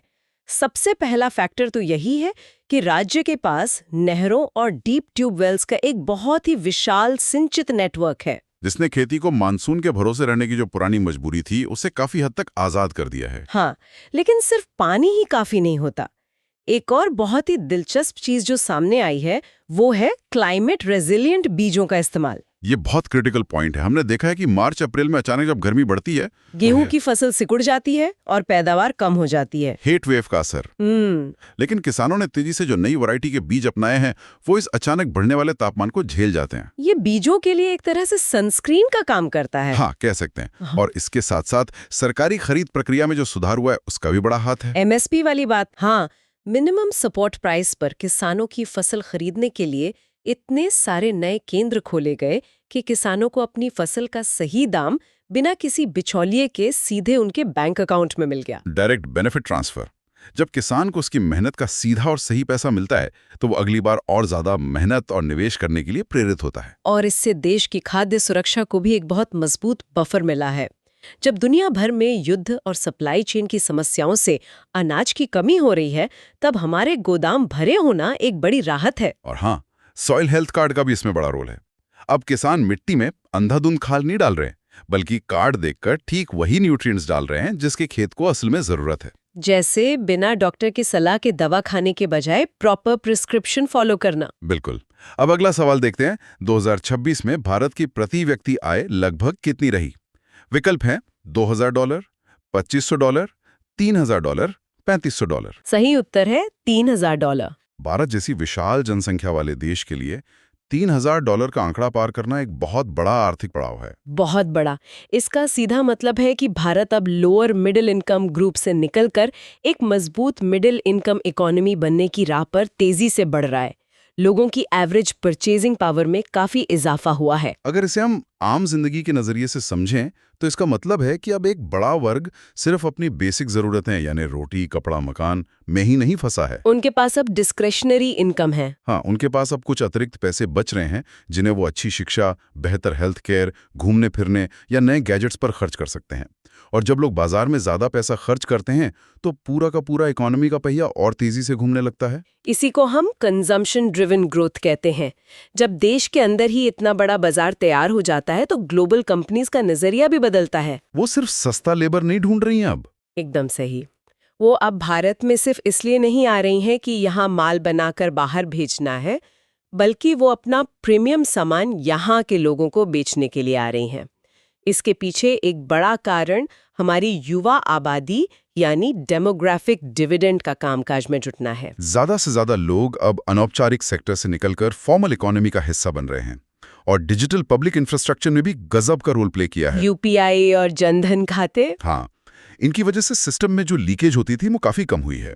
हालांकि यहाँ एक बात हमेशा ध्यान रखनी चाहिए कि $3000 एक एवरेज आंकड़ा है। ये एक बहुत जरूरी बात है। ये पूरी तस्वीर का अच्छा हिस्सा तो दिखाता है, लेकिन ये भी सच है कि समाज में इनकम इनइक्वालिटी यानी आय की असमानता अभी भी एक चुनौती है जिस पर पॉलिसी मेकर्स को काम करना होगा। बिल्कुल, उस मोर्चे पर अभी भी काम बाकी है। अब अगला सवाल देखते हैं। 2026 में किस देश ने नाटो की सदस्यता प्राप्त की?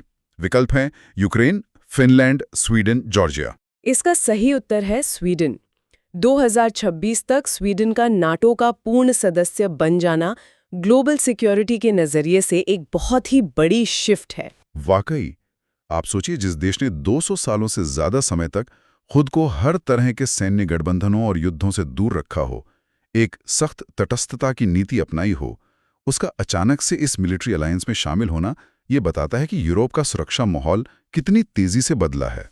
200 साल की न्यूट्रलिटी को तोड़ना वाकई में कोई छोटा फैसला नहीं है और इसका असर पूरे रीजन पे पड़ा है। बाल्टिक सागर का समीकरण ही बदल गया है। हाँ, स्वीडन और फिनलैंड के आने के बाद बाल्टिक सागर अब रणनीतिक रूप से एक तरह से नाटो लेक बन गया है। मतलब उस पूरे समुद्री इलाके और वहां से होने वाले व्यापार और सैन्य मूवमेंट पर नाटो का दबदबा काफी मजबूत हो गया है। एकदम। और स्वीडन नाटो में खाली हाथ नहीं आया है। ऐसा नहीं है कि वो कोई कमजोर देश है जो सिर्फ सुरक्षा की छतरी मांग रहा है। उनका अपना डिफेंस बेस बहुत तगड़ा है। उनकी खुद की मिलिट्री इंडस्ट्री बहुत ही एडवांस्ड है।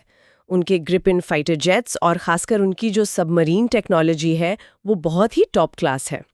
स्वीडन के पास बाल्टिक सागर की उथली गहराइयों में पनडुब्बी नेविगेशन का जो एक्सपर्टीज है वो नाटो के लिए एक बहुत बड़ा प्लस पॉइंट है। इसके अलावा आर्कटिक रीजन की सुरक्षा भी अहम है। ग्लोबल वार्मिंग से आर्कटिक की बर्फ पिघल रही है और भविष्य में वहां नए व्यापार मार्ग और रिसोर्सेज खुलने वाले हैं। वहां स्वीडन की मौजूदगी नाटो को एक स्ट्रेटेजिक डेप्थ देती है। ये पूरा डेवलपमेंट हमें ये सोचने पर मजबूर करता है कि आज के अस्थिर दौर में देश अकेले चलने का रिस्क नहीं लेना चाहते, बल्कि वे पुरानी कलेक्टिव सिक्योरिटी पर वापस लौट रहे हैं। अब अगला सवाल देखते हैं। 2026 में भारत ने किस राज्य में नया एआई केंद्र खोला? विकल्प हैं कर्नाटक, तेलंगाना, तमिलनाडु, महाराष्ट्र। सही उत्तर है कर्नाटक। आर्टिफिशियल इंटेलिजेंस जिस तरह से हर इंडस्ट्री को बदल रहा है, उसे देखते हुए कर्नाटक में इस नेशनल एआई सेंटर का बनना एक बहुत ही लॉजिकल और दूरदर्शी कदम है। और कर्नाटक, खासकर बेंगलुरु का चुनाव तो बिल्कुल स्वाभाविक है। वहां पहले से ही दुनिया के बेहतरीन टेक माइंस, हजारों स्टार्टअप्स और ग्लोबल कंपनियों के रिसर्च लैब्स मौजूद हैं। यह नए एआई इनोवेशंस के लिए सबसे परफेक्ट और उपजाऊ जमीन है। जहां पहले से ही इतना मजबूत इकोसिस्टम हो, वहां इस सेंटर का असर कई गुना बढ़ जाता है। और एक बहुत अच्छी बात यह है कि ये कोई टिपिकल सरकारी ऑफिस की तरह काम नहीं कर रहा है। हाँ, ये एक पब्लिक प्राइवेट पार्टनरशिप है। इसमें सरकार, प्राइवेट टेक जायंट्स और बड़ी यूनिवर्सिटीज साथ मिलकर काम कर रहे हैं। मतलब जो रिसर्च लैब में हो रही है वो सिर्फ पेपर पर नहीं रहेगी, बल्कि सीधा रियल वर्ल्ड मार्केट के लिए तैयार होगी। और उनका फोकस भी बहुत क्लियर है। वो सिर्फ ऐसे एआई नहीं बना रहे जो इंसान से बातें करे या तस्वीरें बनाए, बल्कि उनका फोकस एआई फॉर गुड पर है। जैसे हेल्थ केयर में। बिल्कुल। कैसे एआई का इस्तेमाल हेल्थ केयर को सुधारने में या किसानों को मौसम और फसल की बीमारियों का सटीक पूर्वानुमान देने में किया जा सकता है। इसके साथ ही एक बहुत बड़ा मुद्दा डेटा सॉवरेनिटी का भी है। भारत इस सेंटर के जरिए अपने खुद के लार्ज लैंग्वेज मॉडल्स बना रहा है। डेटा सॉवरेनिटी को समझना बहुत आसान है। ये कुछ ऐसा है कि आप अपनी पर्सनल डायरी को किसी अनजान व्यक्ति के घर में रखने के बजाय अपने ही घर की तिजोरी में सुरक्षित रखें। भारत की अपनी कई भाषाएं और बोलियां हैं जिन्हें विदेशी एआई मॉडल्स ठीक से नहीं समझ पाते। खुद के मॉडल्स होने से विदेशी सर्वर पर हमारी निर्भरता कम होगी। और अंत में ये सेंटर युवाओं की स्किलिंग पर भी काम कर रहा है ताकि आने वाले समय में हमारे युवा एआई के सिर्फ कंज्यूमर ना रहें बल्कि उसे बनाने वाले क्रिएटर्स बने। हाँ, अब अगला सवाल देखते हैं। 2026 में किस महिला खिलाड़ी को खेल रत्न पुरस्कार मिला?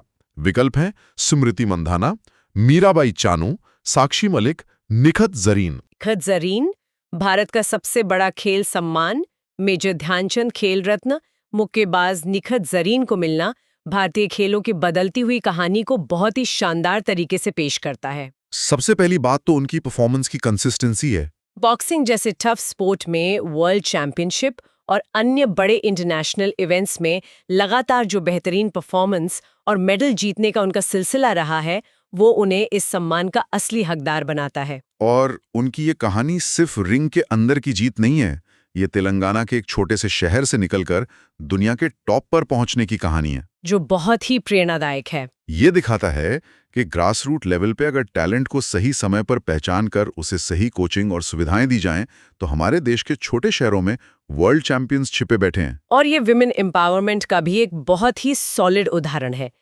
बॉक्सिंग को हमेशा से एक बहुत ही रफ और शारीरिक रूप से आक्रामक खेल माना जाता है, एक मेल डोमिनेटेड स्पोर्ट। हाँ, वहाँ एक महिला का इस तरह से डोमिनेट करना और सर्वोच्च सम्मान पाना समाज की बहुत सी पुरानी सोच को तोड़ता है। ये हजारों लड़कियों को इंस्पायर करता है कि वे भी बिना डरे किसी भी खेल में अपना करियर बना सकती हैं। एक बात और, ओलंपिक से ठीक पहले इस तरह का सम्मान मिलना खिलाड़ी के लिए एक बहुत बड़ा साइकोलॉजिकल बूस्ट होता है। ये उन्हें ये फील कराता है कि पूरा देश उनके साथ खड़ा है, जिससे वो बिना किसी प्रेशर के अपने गेम पर फोकस कर सकें। और ये भी बहुत रिफ्रेशिंग है कि देश में अब सिर्फ क्रिकेट को ही नहीं बल्कि ओलंपिक स्पोर्ट्स को भी पूरी तवज्जो और सम्मान मिल रहा है।